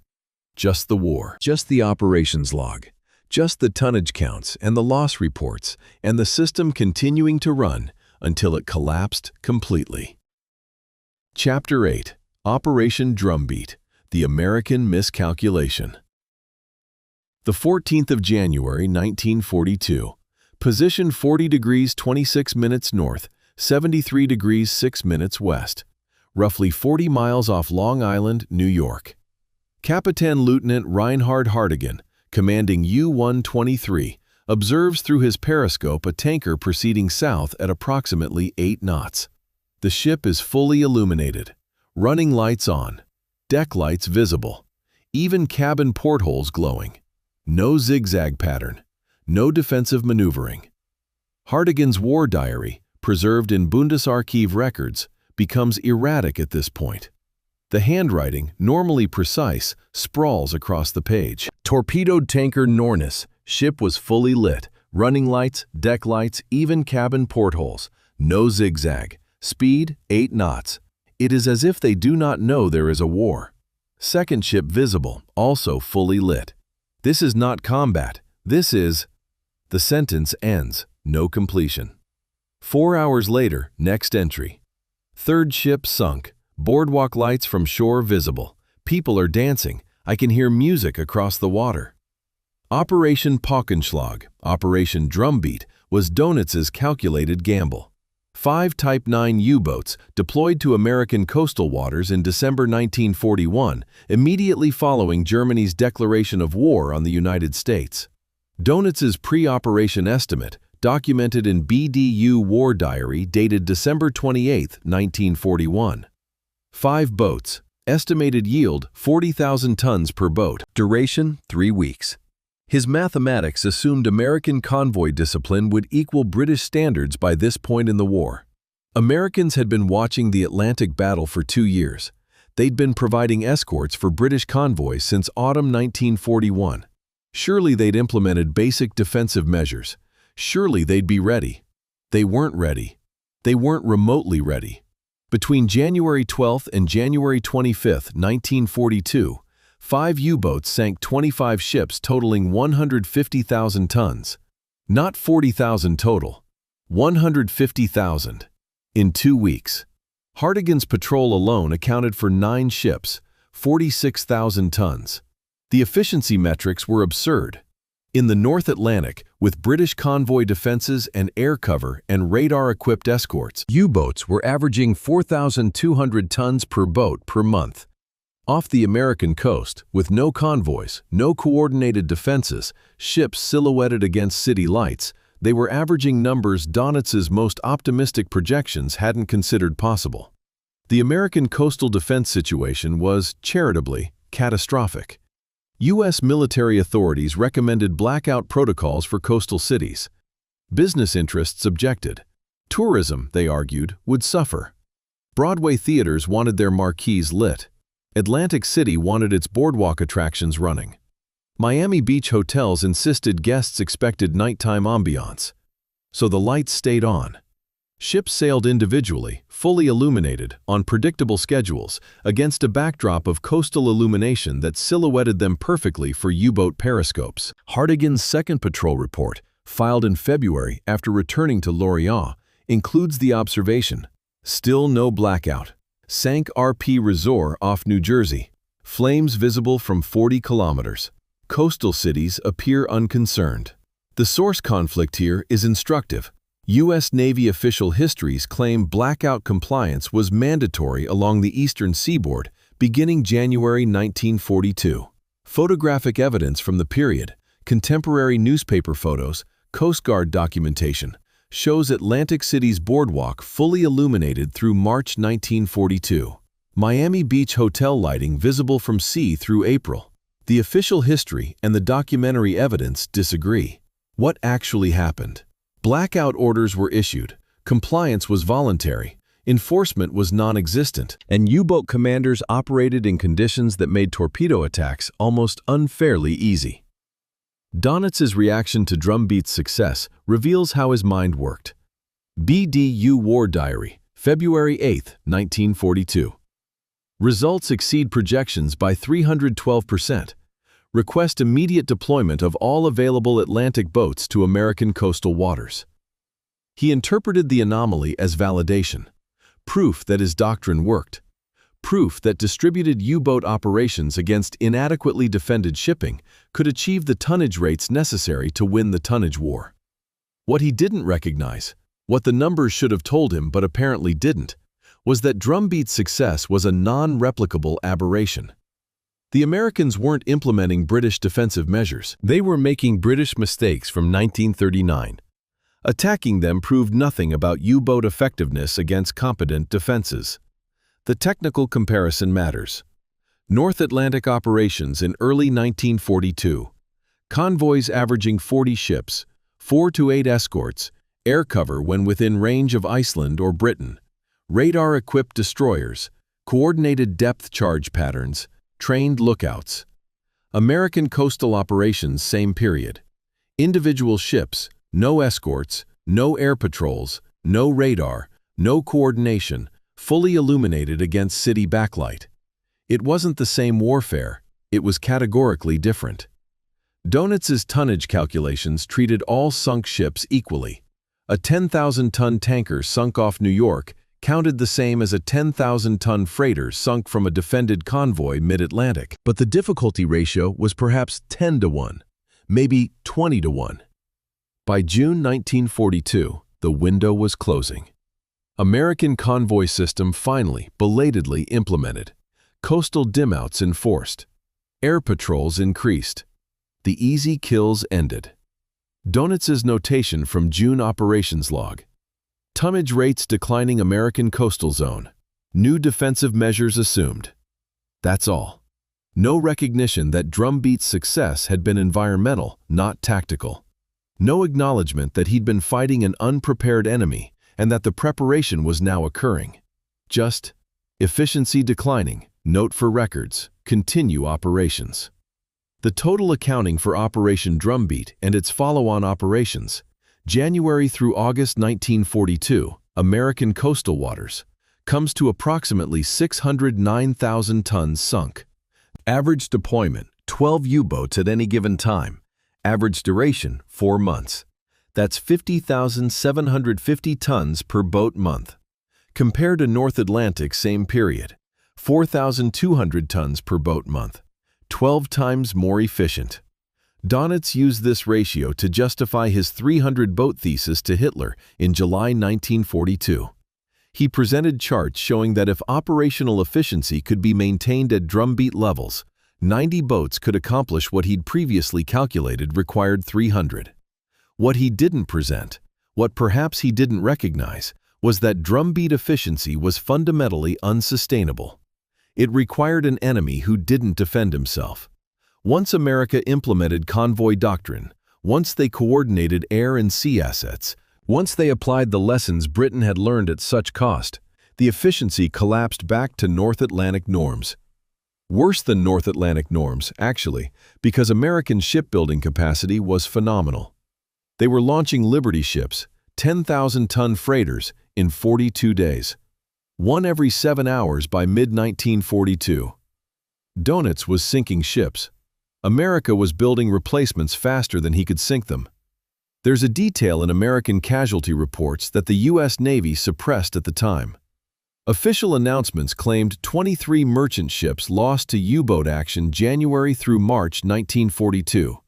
Actual figure, confirmed in declassified records, 87 ships. The Navy underreported by 64 ships to avoid public panic and to conceal from Germany and from the American public how unprepared coastal defenses were. Dönitz's intelligence, based on Allied press and radio intercepts, estimated American losses at approximately 30 ships. He was underestimating his own success by 65%. The intelligence failure went both ways.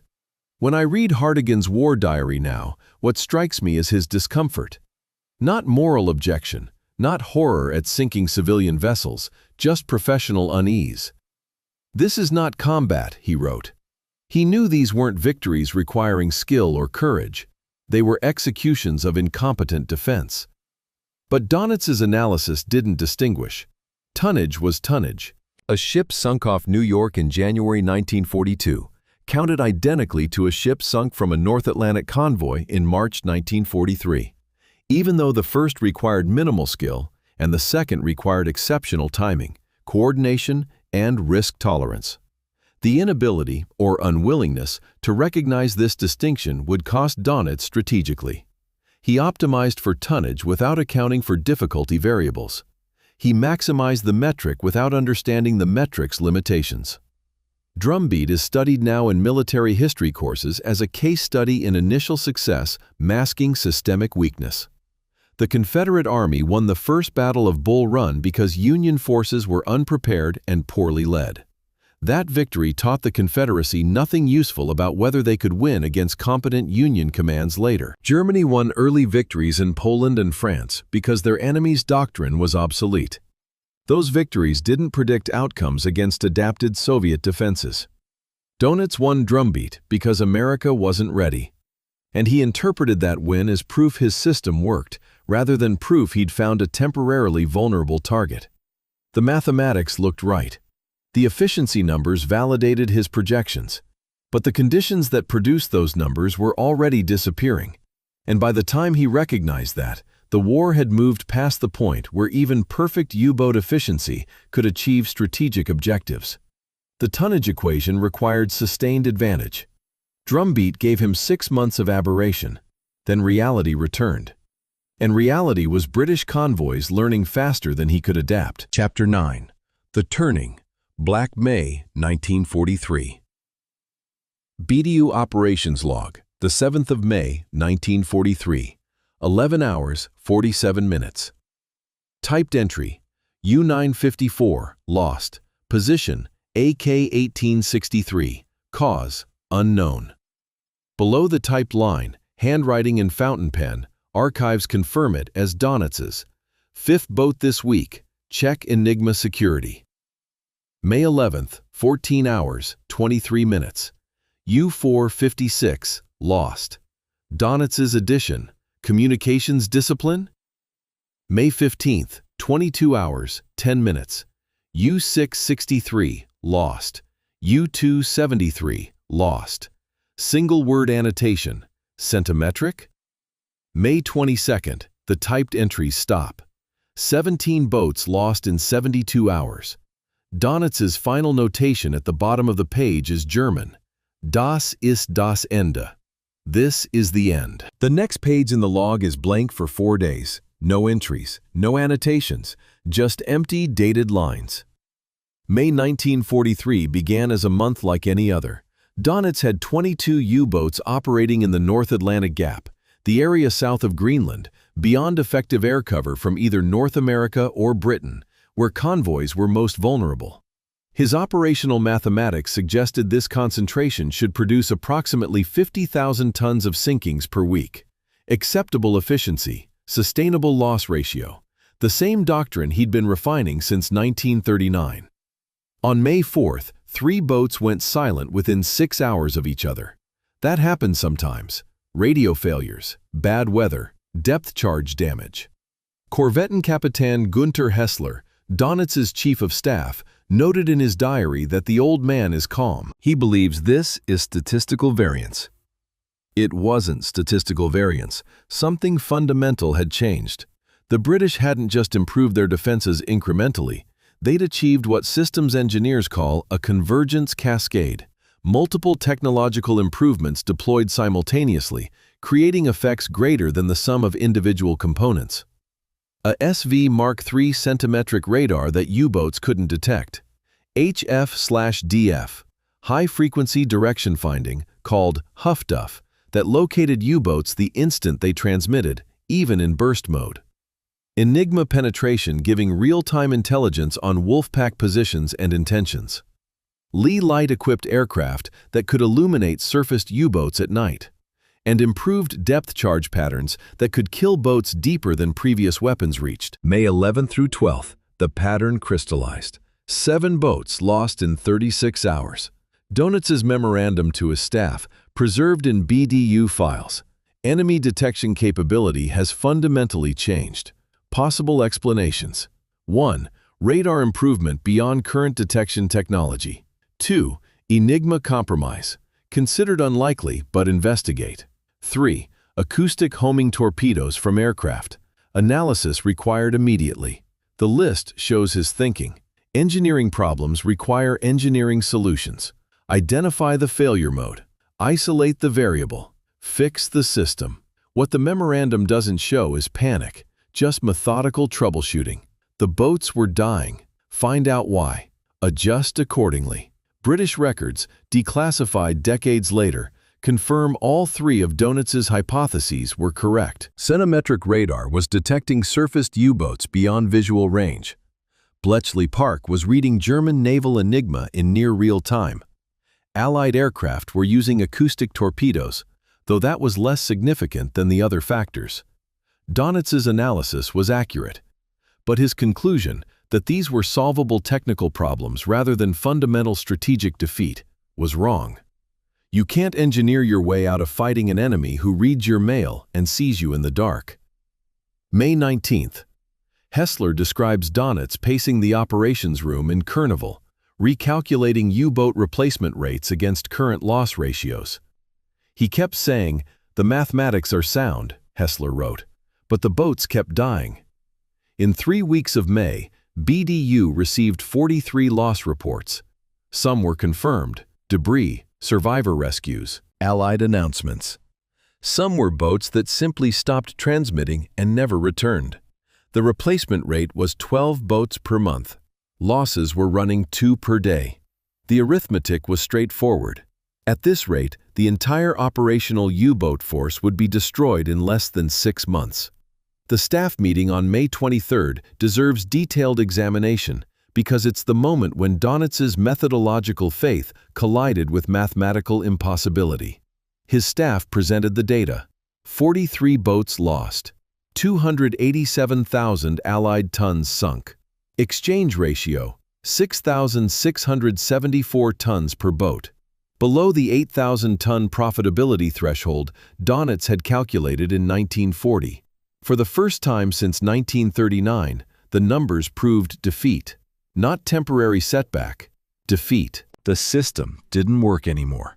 The equation balanced wrong. Dönitz's response was to order withdrawal from the North Atlantic. BDU Operational Directive, May 24, 1943. The message went to all Atlantic boats. All boats currently operating North Atlantic immediately withdraw to supply positions. Further operations suspended pending tactical review and technical upgrades. 4 sentences. The most significant strategic retreat of his career. Documented in language so clinical it could have been a maintenance schedule adjustment. No acknowledgement that this meant the Battle of the Atlantic, the campaign he'd spent 4 years optimizing, the tonnage war he'd calculated in such detail, had just been lost. The meeting with Hitler on May 31st is documented in Albert Speer's diary and in Wehrmacht High Command minutes. Dönitz presented charts, graphs, tonnage projections. He explained the temporary tactical disadvantage. He outlined technical solutions, improved radar detectors, new acoustic torpedoes, Type 21 electroboats that could remain submerged indefinitely. He showed Hitler that with these improvements, the U-boat war remained winnable. Speer's diary entry. Dönitz showed Hitler charts proving U-boat war was still winnable. The numbers were impressive. The arguments were logical. I think he believes it himself. I think he has to believe it himself, because if he doesn't, then what has the last 4 years meant? What haunts me about May 1943 is the May 22nd notation. Das ist das Ende. This is the end. For one moment, Dönitz saw it clearly. The system had failed. The methodology couldn't overcome the reality. The equation didn't solve. But 4 days later, he's drafting new attack directives, planning modifications, proposing technical upgrades. The emotional recognition, the forward admission that it was over, couldn't override the systematic framework that had defined his entire career.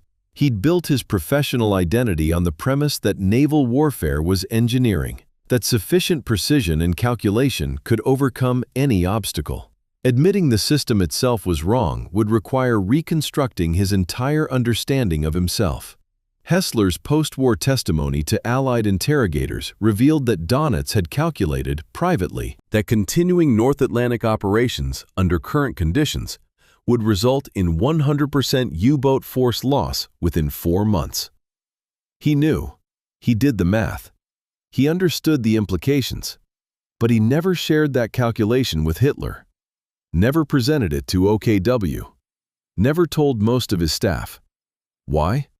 because sharing it meant acknowledging that everything they'd done, everyone they'd lost, every tonnage calculation and tactical refinement and doctrine modification had been insufficient.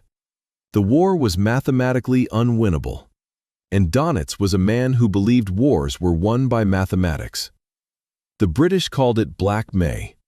German submariners called it the Death Month. 43 boats, more than 2,000 men. The exchange ratio had inverted. They were dying faster than they could kill, and Dönitz withdrew them, not because he'd given up, but because he needed time to recalculate, to find the variable he'd missed, to identify the engineering flaw in his engineering solution to what was, fundamentally, not an engineering problem. You cannot optimize your way to victory when the enemy has better intelligence, better technology, better production capacity, and the strategic patience to let you exhaust yourself attacking convoys that get stronger while your force gets weaker. May 1943 is taught in systems engineering courses now as catastrophic cascade failure, the same phenomenon that causes flash crashes in algorithmic trading. Multiple automated systems interacting in ways designers didn't predict, producing outcomes beyond modeling capability. Dönitz designed a system, a precise, mathematical, optimized system, and he implemented it perfectly. But systems exist in environments, and when the environment changes faster than the system can adapt, precision becomes liability. The more optimized the system, the more vulnerable to environmental change. Black May was Dönitz's system colliding with an environment it wasn't designed for.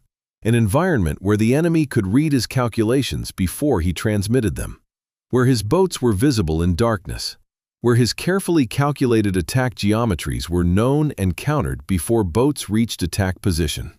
The mathematics were sound, the environment had changed, and mathematics don't care about environment variables they don't include in the equation. Chapter 10. The Acoustic Torpedo Delusion, 1943 to 1944. AEG Torpedo Development Testing Report, Kiel, dated the 12th of July, 1943. Doctor of Engineering Cornelius, full name Hans Joachim Cornelius, Chief Development Engineer for Acoustic Homing Systems, adds a notation in red ink beside Trial 47's results. T5 acquired target signature at 800 meters, detonated prematurely at 400 meters. Suspected cause: escort propeller noise confusion. Recommendation: further testing required before operational deployment. The next page in the file is a stamped BDU directive dated the 15th of July. T5 approved for immediate production. Initial order: 700 units. Someone, presumably Cornelius, has written in the margin, "They are not listening." The T5 Zonkönig, Ren, was supposed to solve the escort problem. Standard torpedoes required precise aim at a moving target. Hit rates in combat conditions ran below 20%. The acoustic torpedo was different. Fire it in the general direction of a ship, and it would home on propeller noise, self-correcting course until impact. On paper, it solved the fundamental problem of undersea gunnery. You couldn't see what you were shooting at. Water-refracted sound, targets maneuvered unpredictably. Let the torpedo do the calculating. Let it chase the sound. Simple physics. Except physics isn't simple when you're trying to distinguish between the propeller you want to hit and every other noise source in the ocean. Cornelius's test reports from March through July 1943 document systematic failure patterns. Trial after trial showing the T5's acoustic sensor couldn't discriminate targets reliably. It would track toward whichever propeller made the loudest sound. Sometimes that was the escort you aimed at. Sometimes it was a merchant in the convoy. Sometimes it was your own U-boat's screws if you fired at the wrong angle. Sometimes it was nothing, ambient ocean noise or wave action triggering detonation hundreds of meters from any target. The success rate in controlled testing, approximately 40%. Cornelius recommended another year of development. Minimum. Dönitz approved production anyway. The logic, documented in his September 19, 1943 memo to Raeder, was operational necessity. Current tactical situation requires enhanced anti-escort capability. T5 provides acceptable probability of escort neutralization. Crew training will optimize effectiveness. That last sentence is critical. Crew training will optimize effectiveness. This was Dönitz's consistent response to technical problems. Better training, more practice, human precision compensating for mechanical imprecision. It worked for Wolfpack coordination. Intense training had reduced communication latency and improved attack geometry. But you can't train a torpedo's acoustic sensor to hear better. The physics limitation wasn't a training issue. September 1943 brought operational deployment. U-boats equipped with T5 started reporting kills. BDU war diary entries for September list 19 escort vessels sunk by acoustic torpedoes. Confirmed Allied records show 6 actual sinkings, 13 false claims. Either commanders were mistaken about what they'd hit, or they were reporting what they believed headquarters wanted to hear, or they genuinely couldn't tell in combat conditions whether explosions meant kills or premature detonations or acoustic confusion. Dönitz's analysis of the discrepancy, documented in October staff meeting minutes. Crews lack experience with new technology. Improved training protocols required. The overclaiming problem wasn't new. U-boat commanders had been overestimating sinking tonnage since 1939. In the dark, through a periscope, with targets obscured by spray and smoke, accurate damage assessment was nearly impossible. But the T5 overclaiming was different. With visual torpedo attacks, commanders at least saw impacts. With acoustic weapons, they fired, heard an explosion somewhere behind them, assumed success. The T5's design didn't allow visual confirmation. By the time the torpedo reached the target area, the U-boat was diving or evading or repositioning. The kill was assumed, not observed. December 1943, the British deployed Foxer, a towed noisemaker that generated propeller-like sounds louder than actual propellers. Acoustic torpedoes homed on the decoy instead of the ship. T5 effectiveness, measured by confirmed sinkings versus torpedoes fired, dropped from 18% to 11%. Dönitz's response, documented in a directive to all U-boat commands. Enemy has deployed acoustic countermeasures. Crews must close range before T5 deployment to ensure target lock on primary propeller signature rather than decoy. The solution was tactical adjustment. Get closer. Fire from shorter range. Accept higher risk to compensate for the weapon's limitations. In March 1944, Dr. Cornelius requested a meeting with Dönitz to present field failure data. Allied intelligence had recovered spent T5 torpedoes, analyzed the acoustic sensor design, and deployed jamming that rendered the weapon nearly useless. Cornelius had evidence from U-boat patrol reports showing hit rates below 10%. His recommendation: suspend T5 production, reallocate resources to conventional torpedo manufacturing. The meeting lasted 11 minutes. Cornelius's diary entry presented 23 pages of field data proving T5 systematic failure. The Admiral thanked me for my concerns and suggested improved crew training would address the acoustic discrimination problems. I explained that training cannot overcome physics. He suggested I return to development work and leave operational doctrine to operational commands. Meeting concluded. July 1944. Despite field evidence, combat reports, and engineering assessments all showing T5 failure, Dönitz ordered 2,000 additional units. The justification in his production directive: the concept is sound. Acoustic homing represents the future of torpedo warfare. Current technical difficulties are transitional. Continued production ensures adequate supply when design refinements achieve intended performance. This is faith-based procurement. The weapon doesn't work now, but surely it will work eventually. Therefore, keep building it. The sunk cost fallacy weaponized. We've invested 47 million Reichsmarks in T5 development and production. Stopping now means admitting that investment was wasted. The actual accounting is devastating. T5 torpedoes cost 280% more than standard G7E torpedoes. Production consumed resources, steel, electronics, skilled labor that could have produced conventional weapons with proven effectiveness.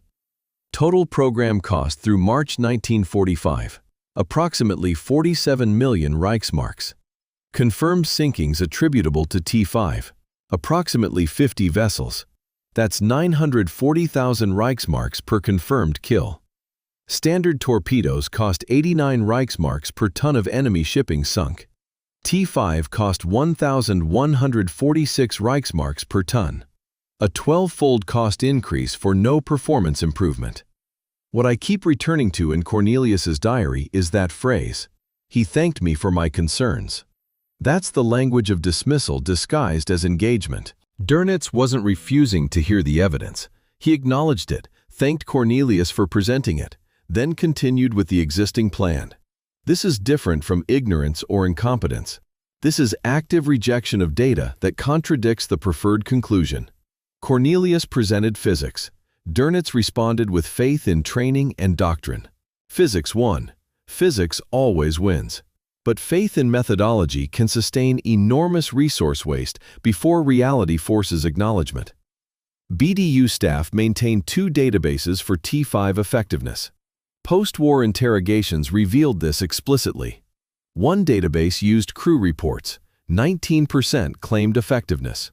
One database used confirmed kills cross-referenced with Allied records, 7% actual effectiveness. The 12-point discrepancy was never formally addressed in staff meetings or operational directives. Both databases existed. Both were maintained. The optimistic version was reported upward to OKW and Hitler. The realistic version stayed internal. Why maintain both unless you know the official numbers are wrong, but need to maintain them for institutional or political reasons? The T5 program parallels modern defense acquisition failures precisely.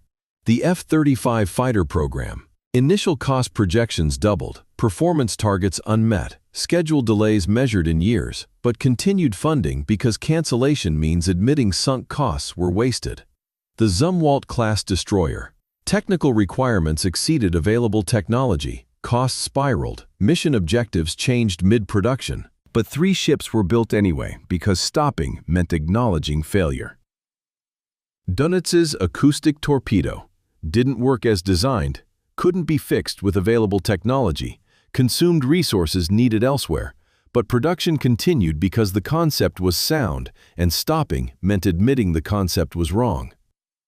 What makes the T5 particularly significant in Dönitz's biography isn't the waste or the failure. It's what the program reveals about his decision-making methodology by 1943 and 1944. Early in the war, 1939 through 1941, Dönitz adapted doctrine based on field results. Attack patterns that failed got modified. Boats that couldn't coordinate got reassigned. The system was empirical. Test, measure, adjust. But by 1943, empiricism had been replaced by unfalsifiability. When T5 failed, the explanation was crew training, not weapon design. When crews trained and it still failed, the explanation was insufficient training, not fundamental flaw. The hypothesis became immune to contradiction. That's not engineering anymore, that's faith. And faith-based military procurement gets people killed, while consuming resources that could have been used effectively elsewhere. Chapter 11. The Sons, Klaus and Peter Dönitz. Letter from Karl Dönitz to Peter Dönitz, dated the 2nd of June, 1944. The handwriting is recognizably Dönitz's, but badly formed, the letters irregular, some words crossed out and rewritten. Your brother died as a German officer. The telegram arrived at 1400 hours. I have read it 11 times. His S-boat was engaged off Cherbourg. The details are classified. I should not tell you this, but he requested transfer to my command 3 times, and I denied it each time. I thought surface boats were safer than submarines. The mathematics suggested this. I am enclosing his last letter to me. He asks about your boat, about your crew. He wants to know if I am proud. Tell me you are well. The next letter, dated the 9th of June, begins differently. Controlled handwriting, formal tone. I have returned to work. This is how we honor the dead. Karl Dönitz died on the 19th of May, 1944, commanding Schnellboot S-141 in an engagement with British coastal forces off the Normandy coast. He was 24. The official report states, killed in action during torpedo boat operations. What the official report doesn't state, what Peter learned decades later from British naval records, is that S-141 struck a German mine from a defensive field laid 3 weeks earlier. Friendly fire. The kind of operational confusion that happens in coastal warfare when minefields aren't charted perfectly and small boat commanders take initiative to close on targets. Klaus died because German naval coordination wasn't precise enough, a failure of the kind of systematic organization his father had spent a career trying to perfect. The telegram arrived at BDU headquarters at 1400 hours, May 19th. Hessler's diary records, Admiral received family telegram during afternoon briefing, read it, folded it carefully, placed it in his desk drawer, continued the briefing without pause. After dismissal at 1600 hours, I heard sounds from his office. I believe he was crying. I have never heard him cry before. That's the only contemporaneous description of Dönitz's immediate reaction. He compartmentalized it, received the information, filed it, literally filed it in a drawer, continued his work. Then, alone, the compartmentalization failed. Klaus's final letter to his father, written the 14th of May, 5 days before his death, is preserved in the Dönitz family papers. It describes a successful mine-laying operation near the English coast. It discusses crew morale, boat maintenance, tactical considerations for coastal operations. The final paragraph asks, "Are you proud of what we accomplish?" Sometimes in the dark, running silent near the British shore, I think about whether this matters, whether any individual action matters when the larger pattern seems inevitable. But then I think, we do what we can, where we are, with what we have, and we do it correctly. That has to be enough. Official S-boat records show S-141 had suffered mechanical failures on 3 consecutive patrols before the 14th of May. Klaus never mentioned this to his father. Didn't want to appear to be failing. Didn't want to seem less competent than expected. June 1944. Dönitz wrote to Peter almost daily. The letters mix tactical advice. Your patrol sector requires attention to acoustic torpedo approach angles given British convoy spacing. With barely controlled grief. I see your brother in every young officer who reports for duty, one letter reads. They have his confidence, his precision, his belief that technique and discipline can overcome circumstance. I want to tell them they're wrong. That technique and discipline are not enough. That some things cannot be calculated away. But I cannot tell them that, because if I do, I cannot send them out tomorrow. The memorial service for Klaus occurred in early July. Peter, wounded in a U-boat engagement in late June, attended on medical leave. He described receiving a letter from his father afterward. You attended Klaus's service. I could not. I stood at the back. I did not speak to the other mourners because I did not know what to say. How do I perform the ritual of comfort when I send men to die? When I calculate loss rates and acceptable casualties? Klaus was my son. But he was also one of thousands. I cannot pretend his death is more meaningful than theirs. I cannot publicly grieve what I professionally expect. So I stood apart. And afterward, I returned to work. What Peter said in an interview in 2011, he was 92 years old, was this. I never forgave him for the December letter. He saved me by admitting the war was murder. I wanted him to save everyone else the same way. The December letter he's referring to was dated the 7th of December, 1944. Peter had been wounded, was recovering in a naval hospital. Dönitz wrote, "You are hereby relieved of all combat duty pending complete medical recovery. This is an order and a plea. I cannot lose both of you. I know this is favoritism. I know other fathers' sons are still serving while mine is not. I do not care. The mathematics of duty do not override the mathematics of family." Peter survived the war. More than 1,000 other U-boat sailors died in the final 5 months. The cognitive dissonance is extraordinary. In June 1944, The month after Klaus died, Dönitz sent 27 U-boats on operations. Intelligence intercepts suggested Allied anti-submarine warfare had achieved near total North Atlantic coverage. Expected loss rate, 40%. Actual losses, 25 boats. Approximately 1,000 men. He condemned them to probable death 1 month after his son died. Continued sending boats out. Continued calculating loss ratios. Continued executing the system. And then, 6 months later, saved his other son through explicit favoritism that violated the impersonal methodology he'd maintained for 5 years. Modern military psychiatry has a term for this: sacrificial leadership trauma. The cognitive dissonance of valuing one's own child's life while simultaneously treating other parents' children as acceptable statistical losses. The condition appears in commanders who maintain operational effectiveness despite sustained casualties. The coping mechanism is compartmentalization, treating professional decisions and personal emotions as separate categories that don't interact. It works until it doesn't. For Dönitz, it stopped working in December 1944 when he couldn't sustain the separation anymore. Klaus's death certificate lists enemy action as cause of death. The S-boat operational logs show S-141 struck a mine. German mine, from a field laid by German forces. Peter discovered this in the 1990s while researching his father's biography. He never determined whether Karl knew, whether the telegram specified friendly fire or left it ambiguous. Whether the classified details in that first letter to Peter included knowledge that Klaus died from German weapons.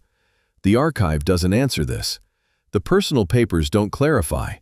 It's possible Dönitz never knew. It's possible he knew and never mentioned it, because the specific mechanism of death was just another variable in the larger calculation of loss. What I cannot escape, reading these letters now, is the June 2nd letter's arithmetic. I thought surface boats were safer than submarines. The mathematics suggested this. He made a decision based on calculation. The calculation was correct. S-boats had lower casualty rates than U-boats through 1944. The outcome was still death. This is the limit of mathematics in war. You can calculate probabilities. You can optimize risk distribution. You can make decisions that maximize survival chances. And people still die. The math doesn't prevent death. It just makes death feel procedurally justified. Klaus died on a safer platform because his father calculated the odds and moved him toward better survival probability. The calculation was right. The calculation didn't matter. Peter said his father never mentioned Klaus's death in the final months of the war, except once. March 1945. BDU had relocated from Paris to Berlin bunkers. The front was collapsing. U-boats were still deploying on operations that had zero strategic value. Peter asked why. Why send boats out when the war was clearly lost? Dönitz's response: because if we stop, we acknowledge that everyone who came before died for nothing. Klaus died for nothing, and I cannot do that. So we continue. We execute the mission. We maintain discipline. Because the alternative is admitting I killed my son for a war that was already lost. That's not in any official document. That's Peter's testimony. One conversation, never repeated, never acknowledged. Just a moment when compartmentalization failed and the human cost became visible. Chapter 12, The Laconia Incident, Revisited. U-156 War Diary, the 12th of September, 1942. 20 hours, 7 minutes. Korvettenkapitän Werner Hartenstein's handwriting fills the page with cramped, urgent script. Torpedoed large transport. Ship identified post-attack as RMS Laconia. Survivors in water include approximately 1,500 Italian prisoners of war being transported to Allied internment. Am commencing rescue operations. This seems the human thing to do.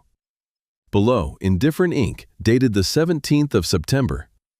BDU response received. Cancel rescue. Proceed primary mission. The Italians are drowning as I write this. I am following orders. The Laconia was a Cunard liner, 19,946 tons, carrying British military personnel, civilians, and 1,513 Italian POWs captured in North Africa. Hartenstein torpedoed it without knowledge of the POWs.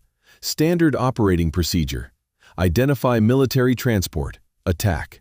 Only after survivors began calling for help in Italian did Hartenstein realize what he'd hit. His decision to surface and begin rescue operations violated no standing orders. Prize rules technically still applied to non-combatant rescue, but it violated operational efficiency. A surfaced U-boat conducting rescue operations cannot attack convoys, cannot evade patrols, becomes a stationary target. Hartenstein broadcast an uncoded message in English on international distress frequencies. If any ship will assist the shipwrecked Laconia crew, I will not attack her, provided I am not being attacked by ship or air forces. I picked up 193 men. The transmission was picked up by Allied commands. British and American aircraft diverted to the coordinates, and on the 15th of September, an American B-24 Liberator spotted U-156, surfaced, crowded with survivors on deck, towing lifeboats. The aircraft attacked, dropped depth charges and bombs, killed survivors in the water, forced Hartenstein to dive, abandoning the rescue. Dönitz's calculation was immediate and documented. BDU War Diary, September 17th. Hartenstein rescue attempt.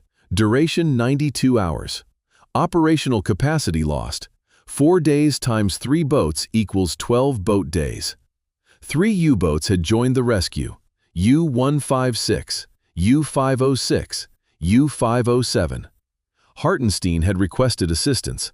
Other commanders had responded. All 3 boats spent 4 days rescuing survivors instead of hunting convoys. Dönitz's mathematics: 12 boat days at average operational efficiency equals approximately 48,000 tons of foregone sinkings. Unacceptable, the War Diary concludes. The Laconia order followed on the 17th of September 1942. The exact text preserved in Nuremberg prosecution documents. All attempts to rescue survivors of sunken ships will cease, including picking up swimming men and placing them in lifeboats, righting capsized lifeboats, and handing over food and water. Rescue contradicts the most basic demands of warfare: the destruction of enemy ships and their crews. Read that last sentence again. Not rescue contradicts operational security or rescue risks boats unnecessarily. The destruction of enemy ships and their crews. Explicitly including crews, not ships. Ships and crews. The legal distinction matters. International maritime law recognized military necessity as justification for not rescuing survivors if rescue endangered the rescuing vessel. What it didn't recognize was prohibition of rescue when rescue was feasible. The Laconia order's language didn't say, "Don't rescue if it risks your boat." It said, "Don't rescue, period." Don't pick up survivors. Don't provide food or water. Don't right capsized lifeboats.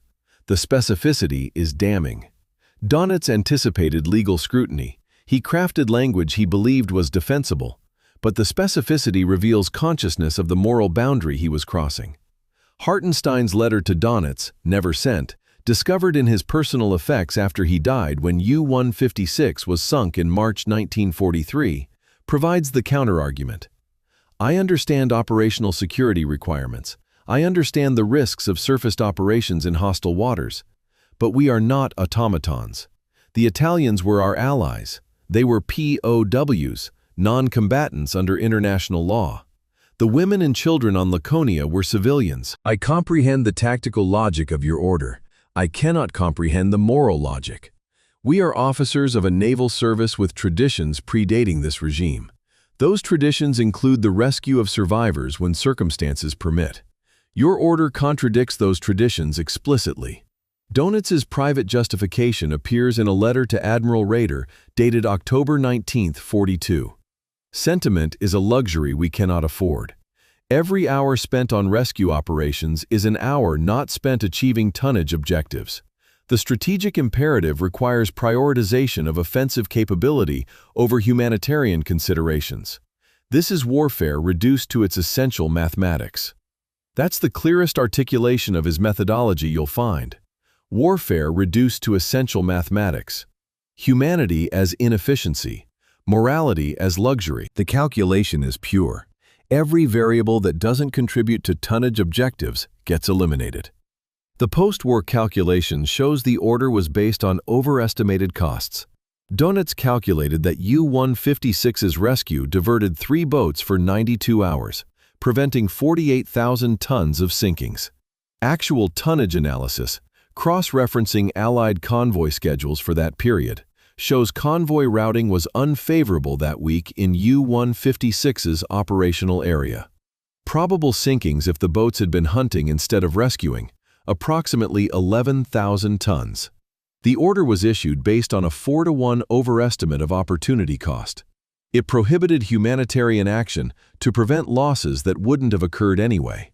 At Nuremberg, the prosecution used the Laconia order as evidence of war crimes. Dönitz's defense, managed by Otto Kranzbühler, former naval judge advocate, was that similar orders existed in Allied navies. Kranzbühler produced a directive from Admiral Chester Nimitz, commander of U.S. Pacific Fleet, with nearly identical language about not rescuing survivors. The tribunal acknowledged the parallel, but convicted Dönitz anyway. The reasoning: implementation absolutism. Allied orders retained commander discretion. Dönitz's order was categorical. No discretion, no exceptions, no situational judgment. The defense team's preparation files, archived in the Bundesarchive, showed Dönitz rejected a plea arrangement. The prosecutors offered reduced sentence in exchange for acknowledging that the Laconia order exceeded military necessity. Dönitz refused.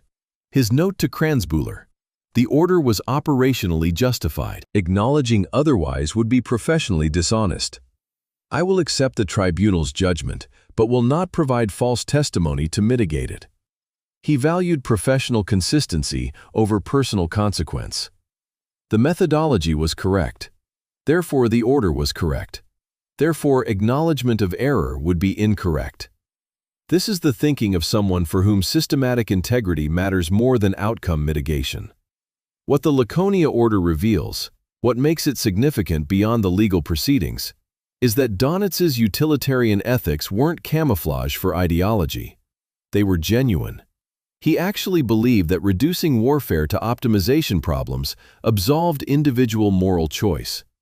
That if the calculation justified the decision was justified. This is different from evil. This is different from cruelty. This is the belief that morality is computable, that ethics is mathematics, that if you can prove the efficiency, you've proven the righteousness. Modern military ethics courses teach the Laconia order alongside debates about autonomous weapons. When is optimization permitted versus prohibited? When does efficiency become inhumanity? The case they examine: if an AI-targeted strike minimizes collateral damage compared to human-aimed strikes, is the AI more ethical?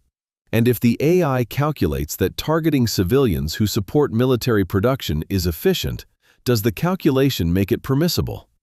The Laconia order is the human version of that AI problem. Dönitz calculated the optimization, removed the human element, issued the directive.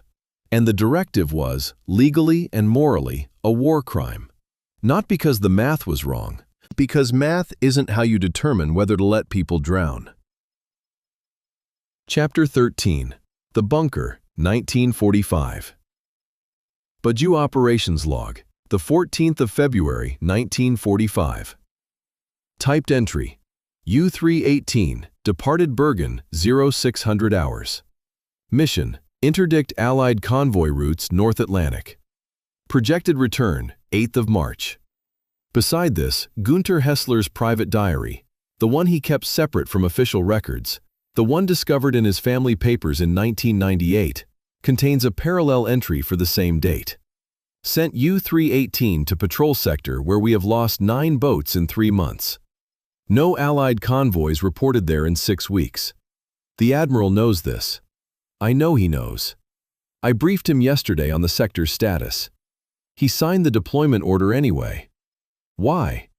Because if we stop sending boats, someone will ask why we ever sent them at all. By January 1945, the strategic situation was unambiguous.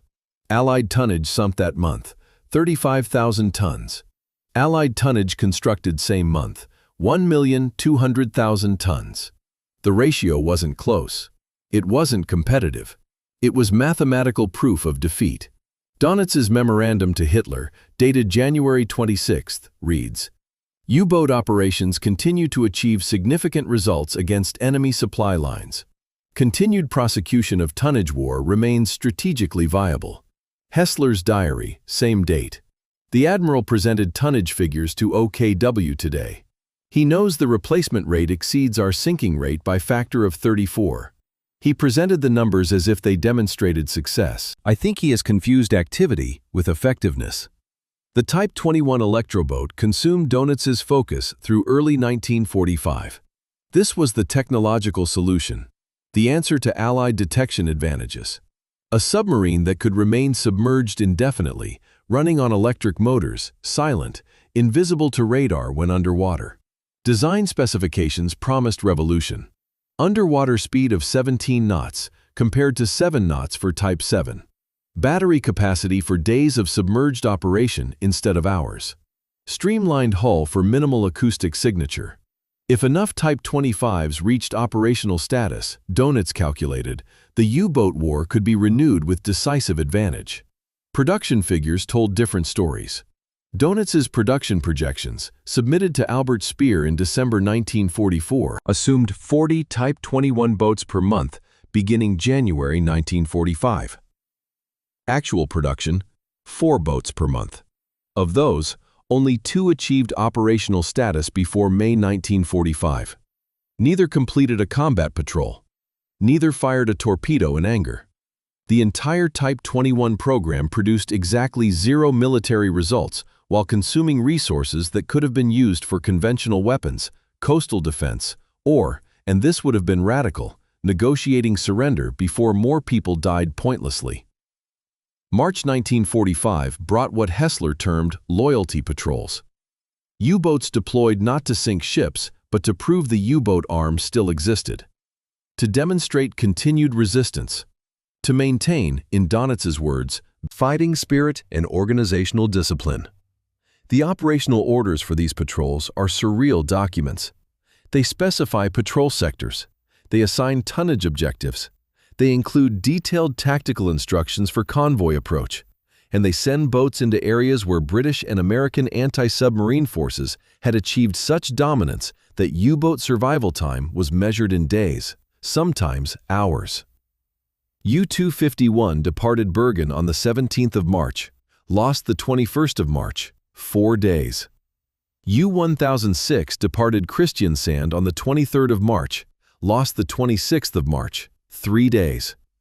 U-495 departed Trondheim on the 2nd of April, lost the 4th of April, 2 days. The operations log records these losses in standard format: boat number, departure date, loss date, position if known, cause if confirmed. Hessler's private diary records them differently. Another boat that should never have sailed. Another crew dead for nothing. The Admiral signs the orders without hesitation. I think he believes that stopping would be surrender. That continuing, regardless of futility, maintains some kind of professional integrity. The 20th of April, 1945. Hitler's birthday. BDU issued congratulatory message to all U-boats at sea. The Führer's leadership continues to inspire our devotion and sacrifice. The U-boat arms contribution to final victory remains essential. Continue operations with confidence in ultimate triumph.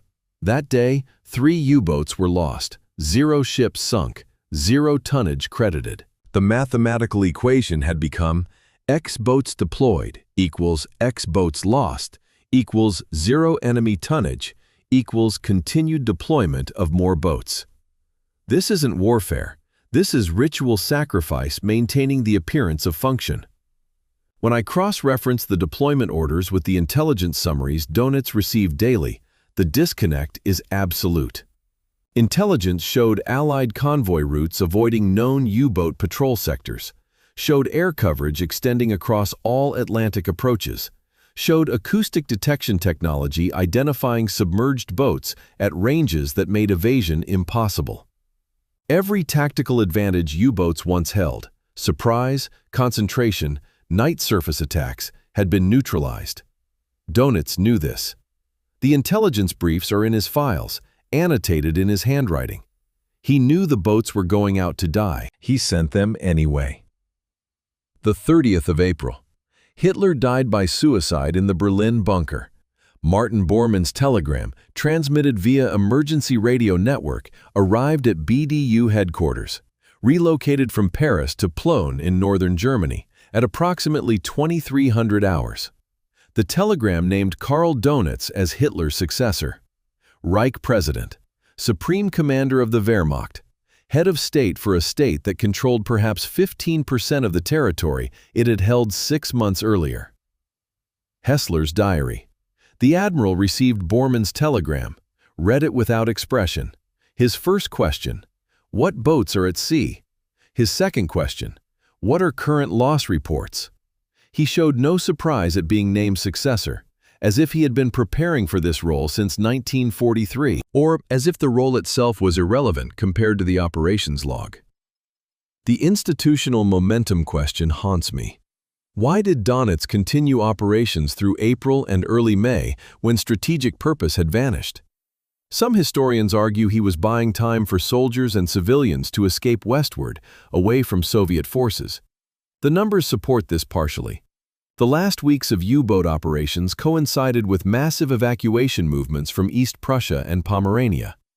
But the operations themselves achieved nothing militarily. The boats that deployed in late April were lost without sinking comparable tonnage. If the goal was delay, passive operations, maintaining boats in port, forcing allies to plan for threats that didn't deploy, would have achieved the same effect without killing crews. I think the answer is simpler and more disturbing. Stopping required confronting sunk costs, required acknowledging that the methodology had failed, that the precision and calculation and optimization had been insufficient, that 28,000 U-boat crew deaths had not achieved the strategic objective, that the entire apparatus, the training, the doctrine, the tactical refinements, the technological development, had been a monumentally expensive failure.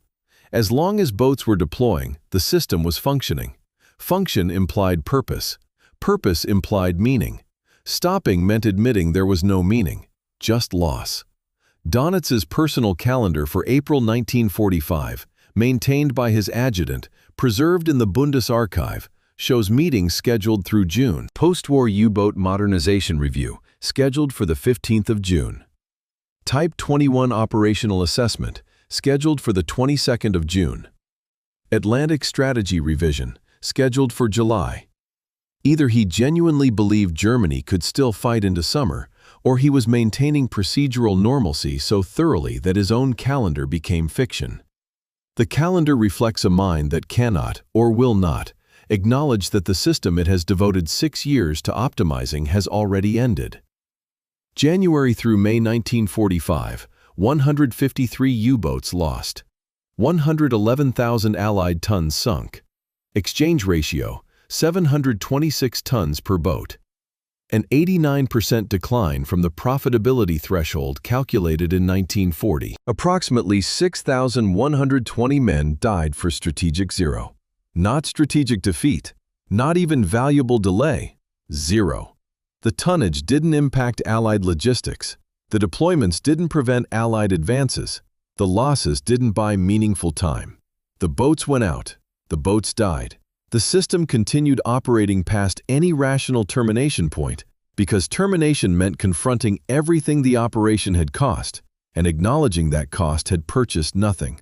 This is taught in business schools now as institutional loss aversion. Organizations continue failing strategies because stopping requires admitting past investments were wasted.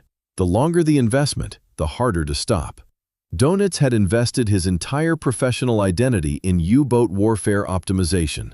25 years of study, calculation, refinement. To stop in 1945 meant acknowledging that all of it, the training protocols, the tactical doctrine, the mathematical models, had been insufficient against an enemy with better intelligence, better technology, and greater industrial capacity. The sunk cost wasn't just money or boats. It was his entire understanding of himself as a professional. Stopping meant reconstructing that understanding. So the boats kept deploying, the operations log kept filling, the system kept functioning, until external force, Allied victory, terminated it from outside, absolving Dönitz of the responsibility to terminate it himself. Chapter 14, 23 days, May 1st to 23rd, 1945. Flensburg Government Cabinet Minutes, the 7th of May, 1945. 14 hours, 30 minutes. Location: a requisitioned Maritime Academy building in Flensburg, near the Danish border, surrounded by British occupation forces. Agenda Item 4. Provisional Regulations for Civil Service Pension Distribution. Finance Minister Schwerin von Krosigk proposes maintaining 1939 payment schedules, adjusted for inflation. Discussion follows regarding calculation methodologies for cost of living adjustments. Dönitz, presiding. Approved. Continuity is essential. Albert Speer's handwritten note in the margin of his personal copy. Essential for what? The state no longer exists. We are debating pension policy in a converted school surrounded by British troops. Yet everyone takes minutes as if this matters, as if procedure creates legitimacy when power has already transferred. The 1st of May, 1945, 2200 hours. Dönitz receives Bormann's telegram via emergency radio transmission. The text is brief. Grand Admiral Dönitz. The Führer has appointed you, Herr Grand Admiral, as his successor in place of the former Reich Marshal Göring. Written authorization follows. You are authorized to take any measures required by the current situation. Bormann. Within 6 hours, Dönitz has appointed a cabinet. Finance Minister, Graf Schwerin von Krosigk, former finance minister under Hitler.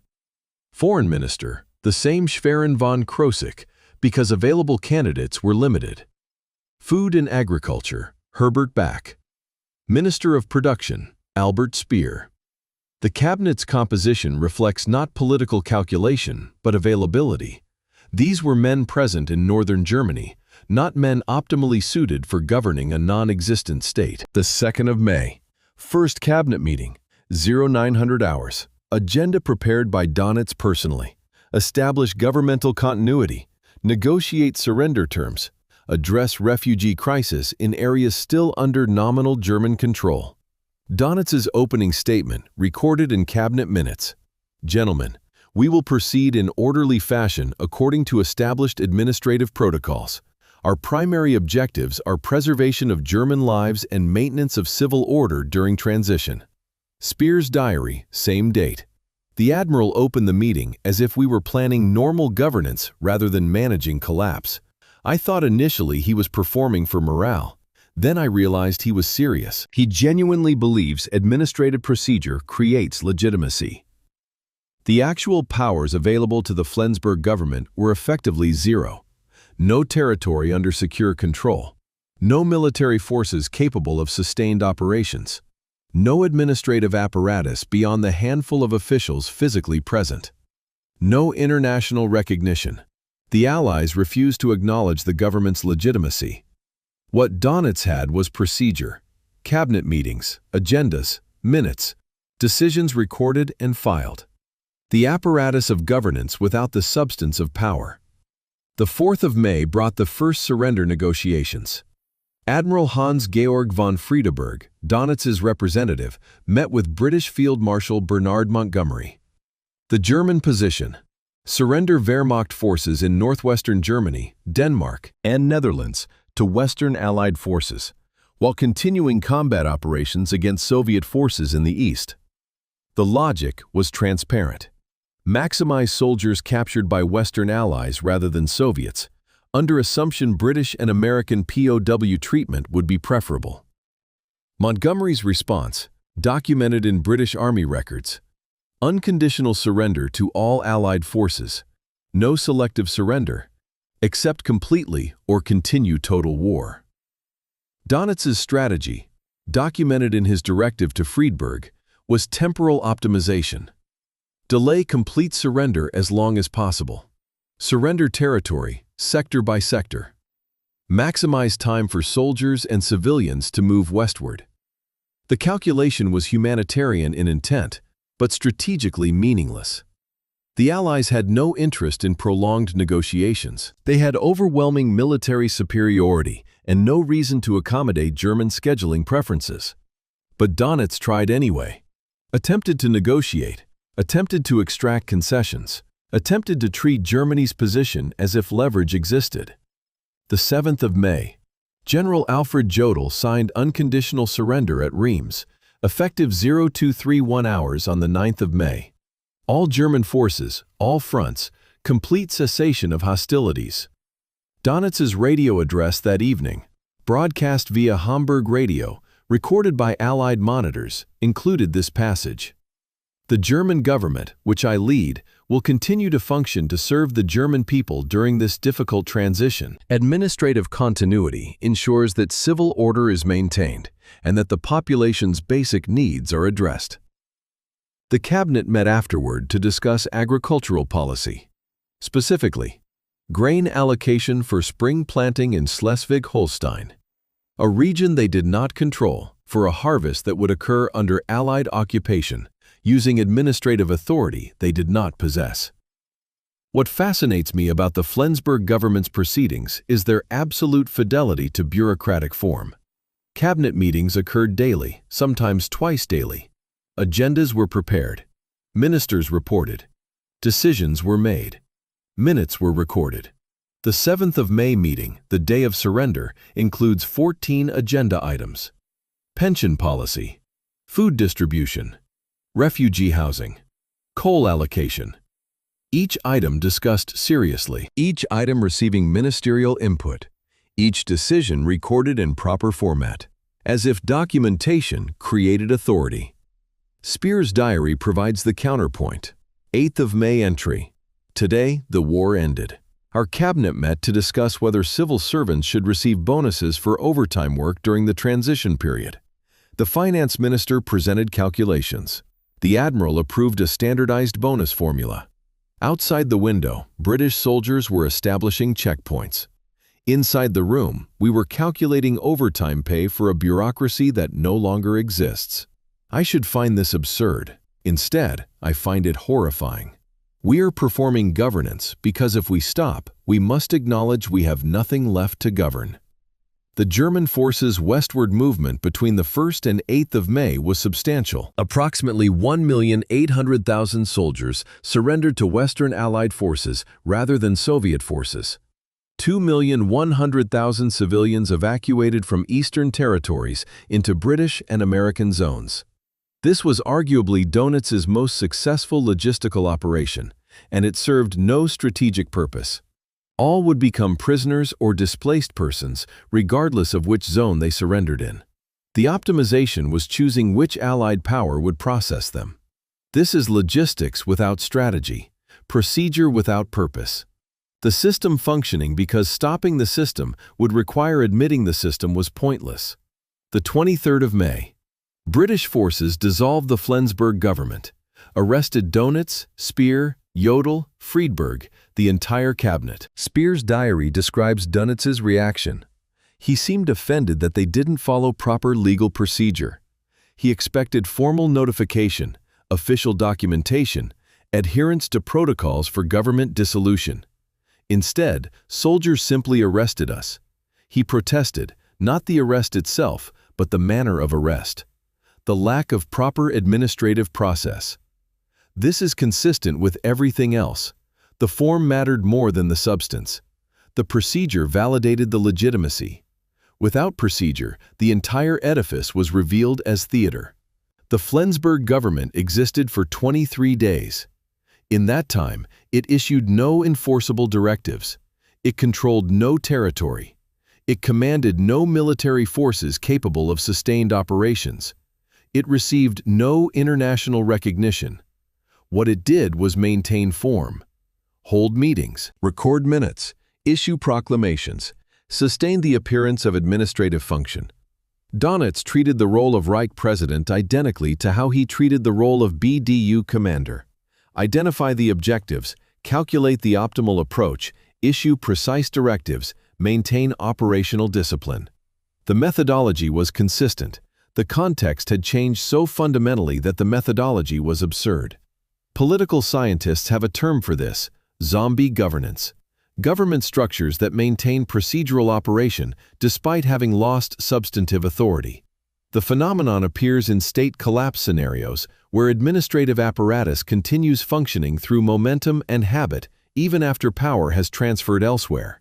The Flensburg government is a nearly perfect example. 23 days of cabinet meetings and policy discussions and administrative decisions that had no enforcement mechanism, no territorial basis, no sovereign authority. Just the forms of governance performed by men who couldn't or wouldn't acknowledge that governance had ended. When I read the cabinet minutes now, what strikes me most is the complete absence of meta-discussion. No one says, "Should we be doing this?" No one questions whether debating pension policy for a non-existent state serves any purpose. They discuss the pension formulas. They debate the calculation methodologies. They record the decisions. The May 7th meeting, the day the war ended, includes no acknowledgement in the minutes that the war has ended. Just Agenda Item 7, grain allocation.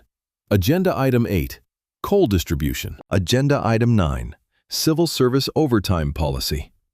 As if reality could be held at bay through sufficiently rigorous administrative procedure. Dönitz's May 8th radio address is the clearest articulation of his thinking.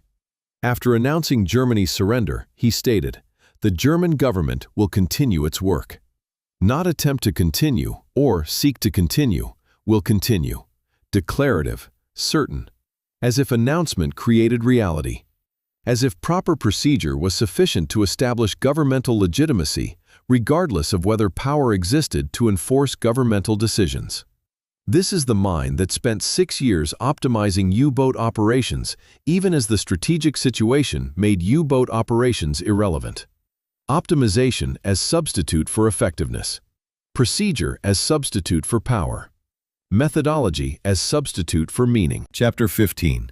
The Nuremberg Defense, 1945 to 1946. Letter from Karl Dönitz to Otto Kranzbühler, dated the 3rd of August, 1946. The handwriting is Dönitz's standard precise script, each letter carefully formed. I do not understand the prosecutor's argument regarding the Laconia Order. He claims it constitutes a war crime because it forbade humanitarian rescue operations. But I have provided calculations showing the operational inefficiency of rescue operations under combat conditions. The mathematics demonstrate that prioritizing rescue over offensive capability would have extended the war, resulting in greater total casualties. If the calculations prove the decision was correct, how can it be criminal? Please explain this to the tribunal using the attached diagrams. Attached, 3 pages of tonnage per boat hour calculations, showing that rescue operations consumed operational capacity at a rate that made them strategically unjustifiable. Kranzbühler's notation in red pencil. Client does not grasp that mathematical optimization is not equal to legal justification, is not equal to moral acceptability. Must explain law versus ethics versus calculations. October 1945. Dönitz's first formal interrogation at Nuremberg. He arrived with briefing materials, charts showing U-boat operational efficiency trends, graphs demonstrating tonnage calculations, operational summaries proving that his command decisions followed military doctrine and strategic necessity. The interrogator's report, filed that evening. Subject treats this proceeding as professional review rather than criminal prosecution. Responds to questions about war crimes by presenting statistical analyses. Appears genuinely confused about distinction between military effectiveness and legal culpability. The charges against Dönitz. Count 1. Conspiracy to commit crimes against peace, dismissed. Count 2. Planning and waging aggressive war, guilty. Count 3. War crimes, guilty, specifically regarding the Laconia Order and unrestricted submarine warfare. Count 4. Crimes against humanity, dismissed. The trial focused primarily on counts 2 and 3. Dönitz's defense rested on two arguments. He was a professional naval officer executing lawful military operations, and Allied naval forces conducted identical operations without prosecution. The Laconia Order testimony consumed multiple session days. Prosecution presented the order's text. All attempts to rescue survivors of sunken ships will cease, including picking up swimming men and placing them in lifeboats, righting capsized lifeboats, and handing over food and water. Chief Prosecutor questioned Dönitz directly. This order prohibited humanitarian rescue even when such rescue posed no risk to the rescuing vessel, correct? Dönitz's response: the order was consistent with standard military practice. Rescue operations diverted submarines from offensive operations and exposed boats to unnecessary risk. The order was operationally necessary. Kranzbüller's defense strategy was elegant. Prove Allied forces issued similar directives. He produced testimony from Admiral Chester Nimitz, U.S. Pacific Fleet Commander. Nimitz confirmed that U.S. submarines operated under orders not to rescue survivors of attacked vessels. British submarines operated under similar protocols. The prosecution had charged Dönitz with war crimes for conducting unrestricted submarine warfare that every major naval power practiced. Kranzbüller's argument: if the conduct is universal, it cannot be criminal under international law. The tribunal's response distinguished between doctrinal similarity and implementation absolutism. Allied orders retained commander discretion. If rescue was feasible without endangering the vessel, commanders could rescue. Dönitz's order was categorical: no rescue, no exceptions, no discretion. The tribunal concluded this distinction was legally significant. Similar doctrine, different implementation, different culpability. What I find striking in the trial transcripts is how often Dönitz references calculations. Asked about civilian casualties from merchant ship sinkings, he responds, "Regrettable but unavoidable given convoy system integration of civilian crews with military cargo." Asked about the Laconia Order's prohibition on providing food and water to survivors, he responds, "Any interaction with survivors creates operational delay quantifiable in boat hours lost." Asked about continuing U-boat operations through 1945 when strategic purpose had vanished, he responds, "Operational continuation maintained pressure on Allied logistics and supported Wehrmacht operations on other fronts." The prosecution's counterargument: operational justification does not override legal prohibition. International maritime law recognized that military necessity might prevent rescue when rescue endangered the rescuing vessel. But necessity didn't permit prohibition of rescue when rescue was feasible.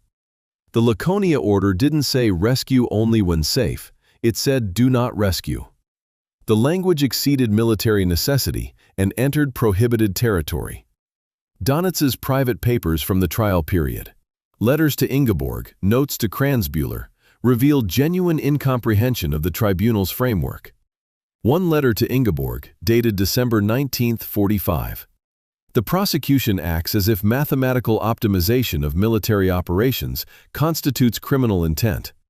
I calculated the most efficient application of available resources to achieve strategic objectives.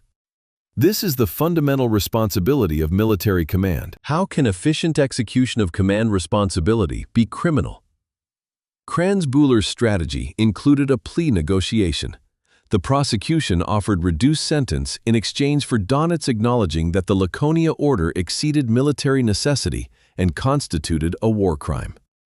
Dönitz's response, documented in Kranzbüller's trial preparation notes: the order was operationally justified given the tactical situation and strategic requirements. Acknowledging otherwise would be professionally dishonest and factually incorrect. I will accept the tribunal's judgment, but will not provide false testimony to secure sentencing mitigation. He refused the deal. Chose professional consistency over personal consequence. The verdict: guilty on counts 2 and 3. Sentence: 10 years imprisonment. The tribunal's reasoning: From the published judgment. Dönitz is guilty of violating international law regarding treatment of survivors and conducting unrestricted submarine warfare beyond military necessity. However, the tribunal recognizes that similar operations were conducted by Allied forces. The sentence reflects this consideration, while establishing that such conduct violated established legal standards. Dönitz's immediate reaction, recorded by Speer, who was in the courtroom. The sentence is unjust, but I will serve it as I served the Reich, with discipline and precision. Not remorse, not acknowledgement of moral failure, just procedural acceptance. The tribunal issued judgment. He would comply with the judgment. But compliance didn't equal agreement. The mathematics of his operational decisions remained sound. The tribunal's legal framework was simply a different calculation system with different variables. What the Nuremberg trial revealed wasn't that Dönitz was uniquely criminal among naval commanders. The evidence showed Allied forces conducted similar operations. What it revealed was that Dönitz's absolute systematization of warfare, reducing all decisions to calculable efficiency metrics, removed the human judgment that military law expected commanders to retain. Allied commanders had discretion and sometimes exercised it humanely. Dönitz removed discretion, built a system where humanity was defined as inefficiency, and the system, executed perfectly, produced outcomes the tribunal defined as war crimes. The trial transcripts run to thousands of pages. In all those pages, I cannot find a single instance where Dönitz expresses regret for the human cost of his decisions. Regret for strategic failures, yes. He acknowledged that he underestimated Allied technological development, that he overestimated U-boat operational effectiveness, that his 300-boat thesis proved insufficient. But regret for the 28,000 U-boat crew deaths. Regret for the 30,000 merchant seamen killed by his boats. Regret for continuing operations in 1945 when strategic purpose had vanished. That regret is absent. What's present is calculations. Explanations of operational necessity. Demonstrations that decisions followed from logical analysis of available data. The mathematics were sound. Therefore, the decisions were sound. The tribunal disagreed, but Dönitz never internalized that disagreement. Chapter 16. Spandau, 1946 to 1956. Spandau Prison Administrative Log, the 17th of March, 1953. Prisoner 7's, Dönitz's, request to prison administration. The rose bushes in Garden Plot C require mulching by the 1st of April to achieve optimal June flowering. I have calculated the necessary depth, 4.7 centimeters, and composition, 60% peat moss, 40% composted leaves, based on soil pH variance and projected rainfall patterns. Request approval for material allocation and implementation according to attached schedule. Attached, hand-drawn diagram showing garden plot layout, rosebush positions, and calculated mulch distribution pattern. Warden's notation. Denied. Rose cultivation is not priority for prison resources. Dönitz's follow-up request, dated the 19th of March. Respectfully request reconsideration. The calculation accounts for documented soil conditions and meteorological data. Denial will result in approximately 30% reduction in flowering yield. Please review attached supporting data. 3 more pages of calculations. October 1st, 1946. Dönitz arrives at Spandau Prison in Berlin to begin serving his 10-year sentence. 7 prisoners total. Dönitz, Albert Speer, Baldur von Schirach, Konstantin von Noreth, Erich Raeder, Walther Funk, Rudolf Hess. The prison operates under 4-power administration, Soviet, American, British, French guards rotating monthly. The regime is strict. No reading materials except approved books. No communication between prisoners, except during designated exercise periods. No contact with outside world, except monthly letters subject to censorship. Dönitz's first request to prison administration submitted within 48 hours of arrival. Permission to organize the prison library by subject classification and author with card catalog system for efficient reference. Denied. The library incident reveals his approach to incarceration. Other prisoners treated Spandau as punishment to be endured. Dönitz treated it as organizational problem requiring systematic solution.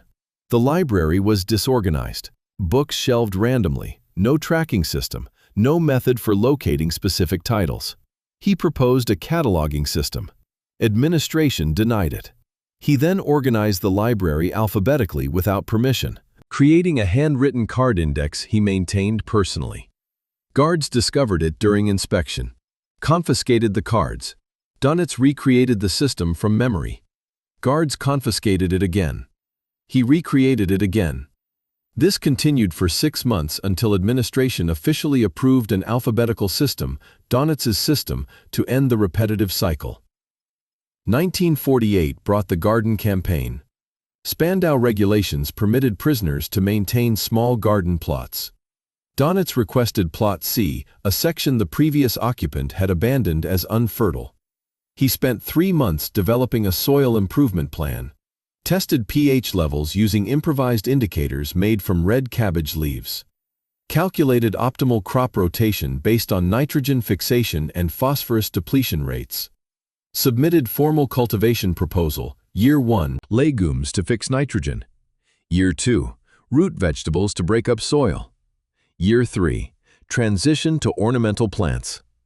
The proposal included timeline, expected yields, and resource requirements. Guards approved it primarily because the level of detail suggested this was important to him, and gardens were considered rehabilitative activity. Reverend George Burroughs, British chaplain who conducted Spandau religious services from 1948 through 1954, described Dönitz as the strangest penitent I encountered in 30 years of prison ministry. Burroughs's letters to his bishop, archived in Church of England records, include this observation. Prisoner Dönitz attends chapel services regularly, participates in hymns and responses, but in 6 years he has never confessed sin. Not refusing confession, he simply states he has nothing to confess. When I ask about his service in the war, about the men who died under his command, he responds that he executed his duties correctly and efficiently. He expresses regret for strategic errors, underestimating Allied capabilities, overestimating U-boat effectiveness. But moral regret? Spiritual remorse? Absent. It's as if his conscience operates in a different language than the one theology uses. 1951 brought the legal memorandum. Dönitz drafted a 47-page brief arguing his sentence was disproportionate to sentences given Allied commanders who conducted comparable operations. The memorandum cited Admiral Nimitz's testimony, acknowledging unrestricted submarine warfare in the Pacific, cited British submarine operations in the Mediterranean, cited Soviet submarine operations in the Baltic. The argument, if similar conduct received no prosecution, his prosecution constituted victor's justice rather than legal principle. The memorandum's legal reasoning was sound. Legal scholars who reviewed it decades later acknowledged the argument had merit. What undermined clemency appeals wasn't the argument's logic. It was Dönitz's complete absence of remorse. He was legally wronged. He was not morally culpable. That was the position. And that position ensured he served the full sentence. The 1953 conflict with Speer deserves attention. Speer's diary, he kept extensive journals during imprisonment, published posthumously, describes an argument about historical responsibility. Speer had begun acknowledging the Holocaust's moral dimensions, expressing remorse for his role in the regime, despite claiming ignorance of extermination specifics. Dönitz's response, per Speer's account, "You claim ignorance absolves you, but ignorance is a choice. You chose not to know. I chose to focus on my professional responsibilities. Neither of us can claim we didn't understand the regime's nature. The difference is you're performing remorse you don't feel, and I'm refusing to perform remorse for decisions I believe were professionally correct." Speer wrote, "I told him that ignorance was indeed a choice, and we both chose it." He calculated the conversation was over and left. What strikes me about Dönitz's Spandau years is the absolute continuity of methodology.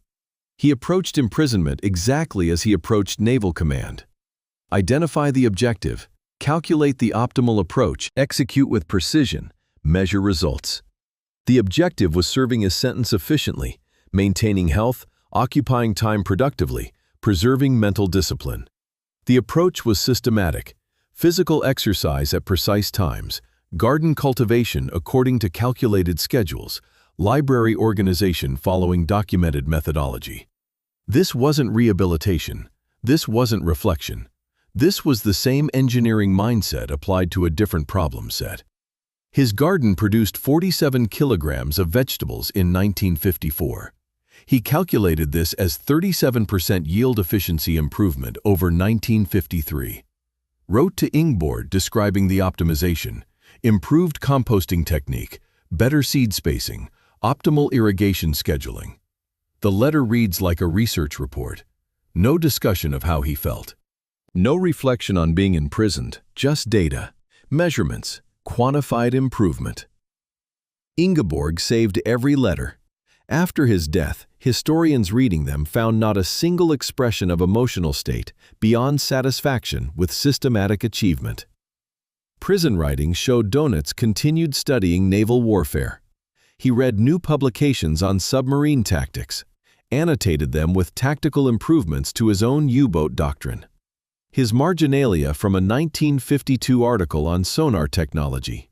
If I had known about Allied centimetric radar capabilities in 1943, I would have modified surfaced attack protocols to emphasize submerged approach during daylight hours, reserving surface operations for conditions of verified radar absence. This would have reduced detection probability by estimated 42%.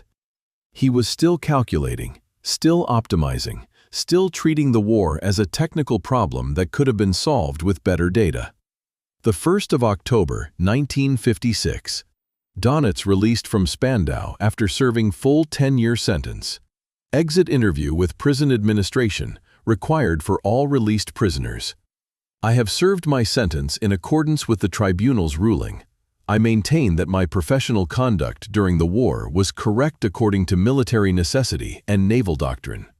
I accept the tribunal's legal judgment while disagreeing with its premises. I depart Spandau, having fulfilled my obligation to the court's decision. The interviewer noted, subject shows no indication of changed perspective or acknowledgement of moral culpability. Sentence served through procedural compliance rather than rehabilitative acceptance. What the Spandau years prove is that Dönitz's systematic personality was temperamental, not ideological. He applied the same optimization methodology to gardening, library organization, and prison routine that he'd applied to submarine warfare. The approach was consistent across contexts. This suggests his wartime decisions weren't products of Nazi ideology or military fanaticism. They were products of a mind that saw every problem as an engineering challenge requiring calculated solution. The context changed. The methodology didn't. And that methodology, applied to warfare, produced outcomes the world judged criminal, regardless of their internal logical consistency. Chapter 17. The Architect's Legacy. 1956 to 1980 and beyond. German Federal Archives Research Request Log, Freiburg, the 12th of November, 2003. Entry number 472.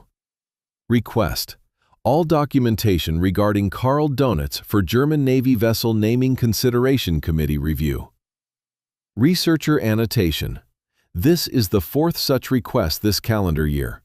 2 requests from military historians arguing Dönitz should be honored as naval innovator, whose tactical developments remain relevant to modern submarine doctrine.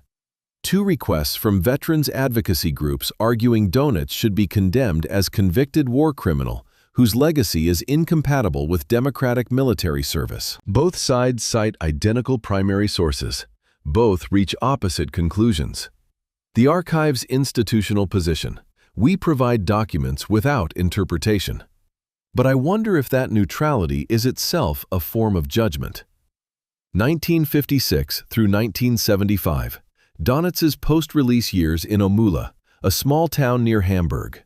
He lived on a naval pension, maintained correspondence with former U-boat veterans, and wrote memoirs. The first memoir, 10 Jahre und 20 Tage, 10 years and 20 days, published in 1958, covered his U-boat command and brief government service. The book sold over 200,000 copies in German, was translated into 8 languages. Reviews ranged from essential primary source for naval warfare history to unrepentant apologetics from convicted war criminal. Both assessments were accurate. The memoir provided detailed tactical information about U-boat operations. It also defended every decision Dönitz made, presenting them as operationally necessary and strategically justified. 1968. The U-Boat Veterans Association held annual reunion in Hamburg. Dönitz attended. Delivered keynote address. The speech, recorded by attendees, focused entirely on technical discussions. Optimal torpedo approach angles given different sea states. Communications protocols for coordinated attacks. Training methodologies for reducing crew reaction times. He spoke for 47 minutes about tactical doctrine refinement. Not once mentioned the 28,000 U-boat crew deaths. Not once acknowledged the human cost. The speech concluded, "Our technical achievements in submarine warfare establish standards that modern naval forces continue to study. We can take professional pride in the excellence of our execution, regardless of the strategic outcome." Standing ovation. Some attendees troubled by the omission of any reference to loss. Most apparently comfortable with tactical discussion divorced from moral context. The obituaries following his death on Christmas Eve, 1980, reflected the interpretive divide. German newspapers. Last Grand Admiral of the German Navy, Karl Dönitz, dies at age 89. Controversial military figure whose U-boat command nearly severed Britain's Atlantic supply lines. International press. Nazi war criminal Karl Dönitz, who served 10 years for crimes against international law, dies. Never expressed remorse for wartime actions. British naval journals. Admiral Dönitz, whose tactical innovations in submarine warfare influenced all subsequent naval doctrine, dead at 89. His conviction at Nuremberg remains debated among legal scholars. 1995. German Defense Ministry historians debate Dönitz's U-boat tactical innovations as potential material for military academy instruction. The argument for inclusion: his development of coordinated submarine operations, communications protocols, and attack geometry calculations represent legitimate technical achievements relevant to modern naval warfare. The argument against: teaching Dönitz without foregrounding the Laconia Order and his Nuremberg conviction normalizes methodological separation of tactical efficiency from ethical constraints. The debate concluded without resolution. Dönitz's tactics are studied in German military education, but always with explicit historical context about his war crimes conviction. 2003. German Navy proposes naming a submarine tender Karl Dönitz. The naming would honor his tactical contributions to submarine warfare development.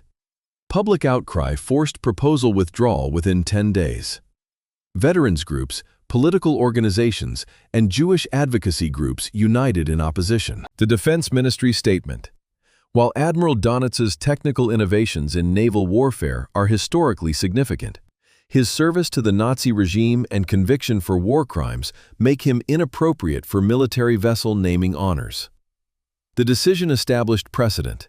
Technical contribution does not override moral disqualification. The historiographical debate continues.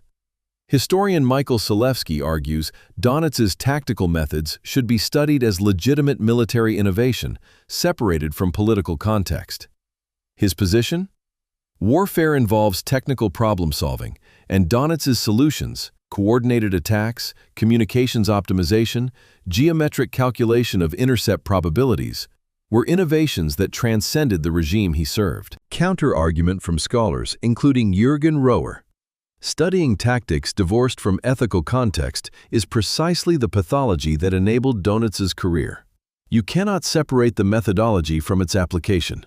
Teaching efficiency without ethics is how you produce commanders who calculate how many people drowning is acceptable operational cost. The fundamental question Dönitz's life poses: can methodological brilliance and moral catastrophe coexist? And if so, what do we honor, condemn, or neutrally study? His tactical innovations genuinely advanced submarine warfare doctrine. Wolfpack coordination tactics influenced Cold War submarine operations. His communications protocols informed modern networked military operations. His geometric calculations for optimal attack positions remain valid physics applied to tactical problems. These contributions are real. His war crimes conviction is also real. His refusal to acknowledge moral responsibility for 28,000 crew deaths is real. The Laconia Order is real. The continued operations in 1945 when strategic purpose had vanished is real. When I've spent 3 years researching Dönitz, reading his operational logs, studying his tactical memoranda, analyzing his training protocols, examining his trial testimony, reviewing his prison writings, I understand his mathematics. I can follow his logic. I can see how each decision followed from previous calculations. I can trace the systematic thinking that treated warfare as engineering problem requiring optimal solution. And I cannot escape the conclusion that his greatest failure was believing logic was sufficient. He calculated everything except what should matter most: the recognition that human beings are not variables in efficiency equations. 2019. United States Naval War College removed Dönitz's tactical manuals from required reading lists. The decision memorandum explained, while Admiral Dönitz's innovations in coordinated submarine warfare are tactically valid, teaching effectiveness without ethical framework normalizes the divorce between military capability and moral constraint. Modern naval officers require integration of technical competence and ethical judgment. Dönitz exemplifies technical competence without ethical integration. This makes his work useful as historical case study, but inappropriate as aspirational model. The final accounting is statistical and moral simultaneously. Dönitz's U-boat campaign, 1939 through 1945. 2,779 Allied ships sunk, 14.1 million tons of shipping destroyed, 783 U-boats lost, 28,000 U-boat crew killed. The exchange ratio by tonnage, 18,000 tons per boat lost. The exchange ratio by human cost, 4.8 Allied merchant seamen killed per U-boat crew member killed. These numbers tell you what happened. They don't tell you whether what happened was justified, necessary, criminal, or some combination impossible to reduce to single judgment. What the Dönitz debate mirrors are current controversies in technology and warfare. Engineers who create maximally efficient systems, facial recognition for surveillance, autonomous weapons for targeting, algorithmic trading for financial markets, while disclaiming responsibility for application and consequence. The argument: I built an optimized system. How it's used is not my responsibility. My domain is efficiency, not ethics. This is Dönitz's argument. He optimized submarine warfare. He calculated efficiency. He refined doctrine. The moral implications of those calculations were outside his professional domain. The question remains unresolved. Can technical excellence be evaluated separately from ethical application? Dönitz believed yes. Believed it until his death. The world judged otherwise. But the judgment didn't prevent his tactics from being studied. Didn't prevent his innovations from influencing subsequent naval development. Didn't prevent the methodology, warfare as calculable optimization problem, from becoming standard military planning approach. We condemn the man. We adopted the method. And that contradiction defines his legacy more accurately than either pure condemnation or pure technical appreciation could. The archive in Freiburg contains his papers, operational logs, tactical memoranda, training protocols, personal correspondence. Researchers access them regularly, some seeking to understand U-boat warfare, some seeking to understand systematic decision-making under pressure. some seeking to understand how intelligent, methodical people can produce catastrophic outcomes through logical process. The documents answer these questions because Dönitz documented everything. He believed in evidence, believed in data, believed in showing his work. That belief gave us the archives that now judge him. Karl Dönitz died believing he was a professional naval officer who executed his duties correctly. The world concluded he was a war criminal who optimized horror. Both assessments rest on the same documentary evidence. Both are supportable through his own records. The contradiction isn't resolvable because it reflects a fundamental question about whether human activity, particularly human destruction, can be reduced to optimization problems. Dönitz believed it could. History suggests it cannot. But we still teach his tactics, still study his methods, still apply his innovations. We've condemned the architect while inhabiting the structure he designed. And that uncomfortable inheritance is the legacy we continue to negotiate.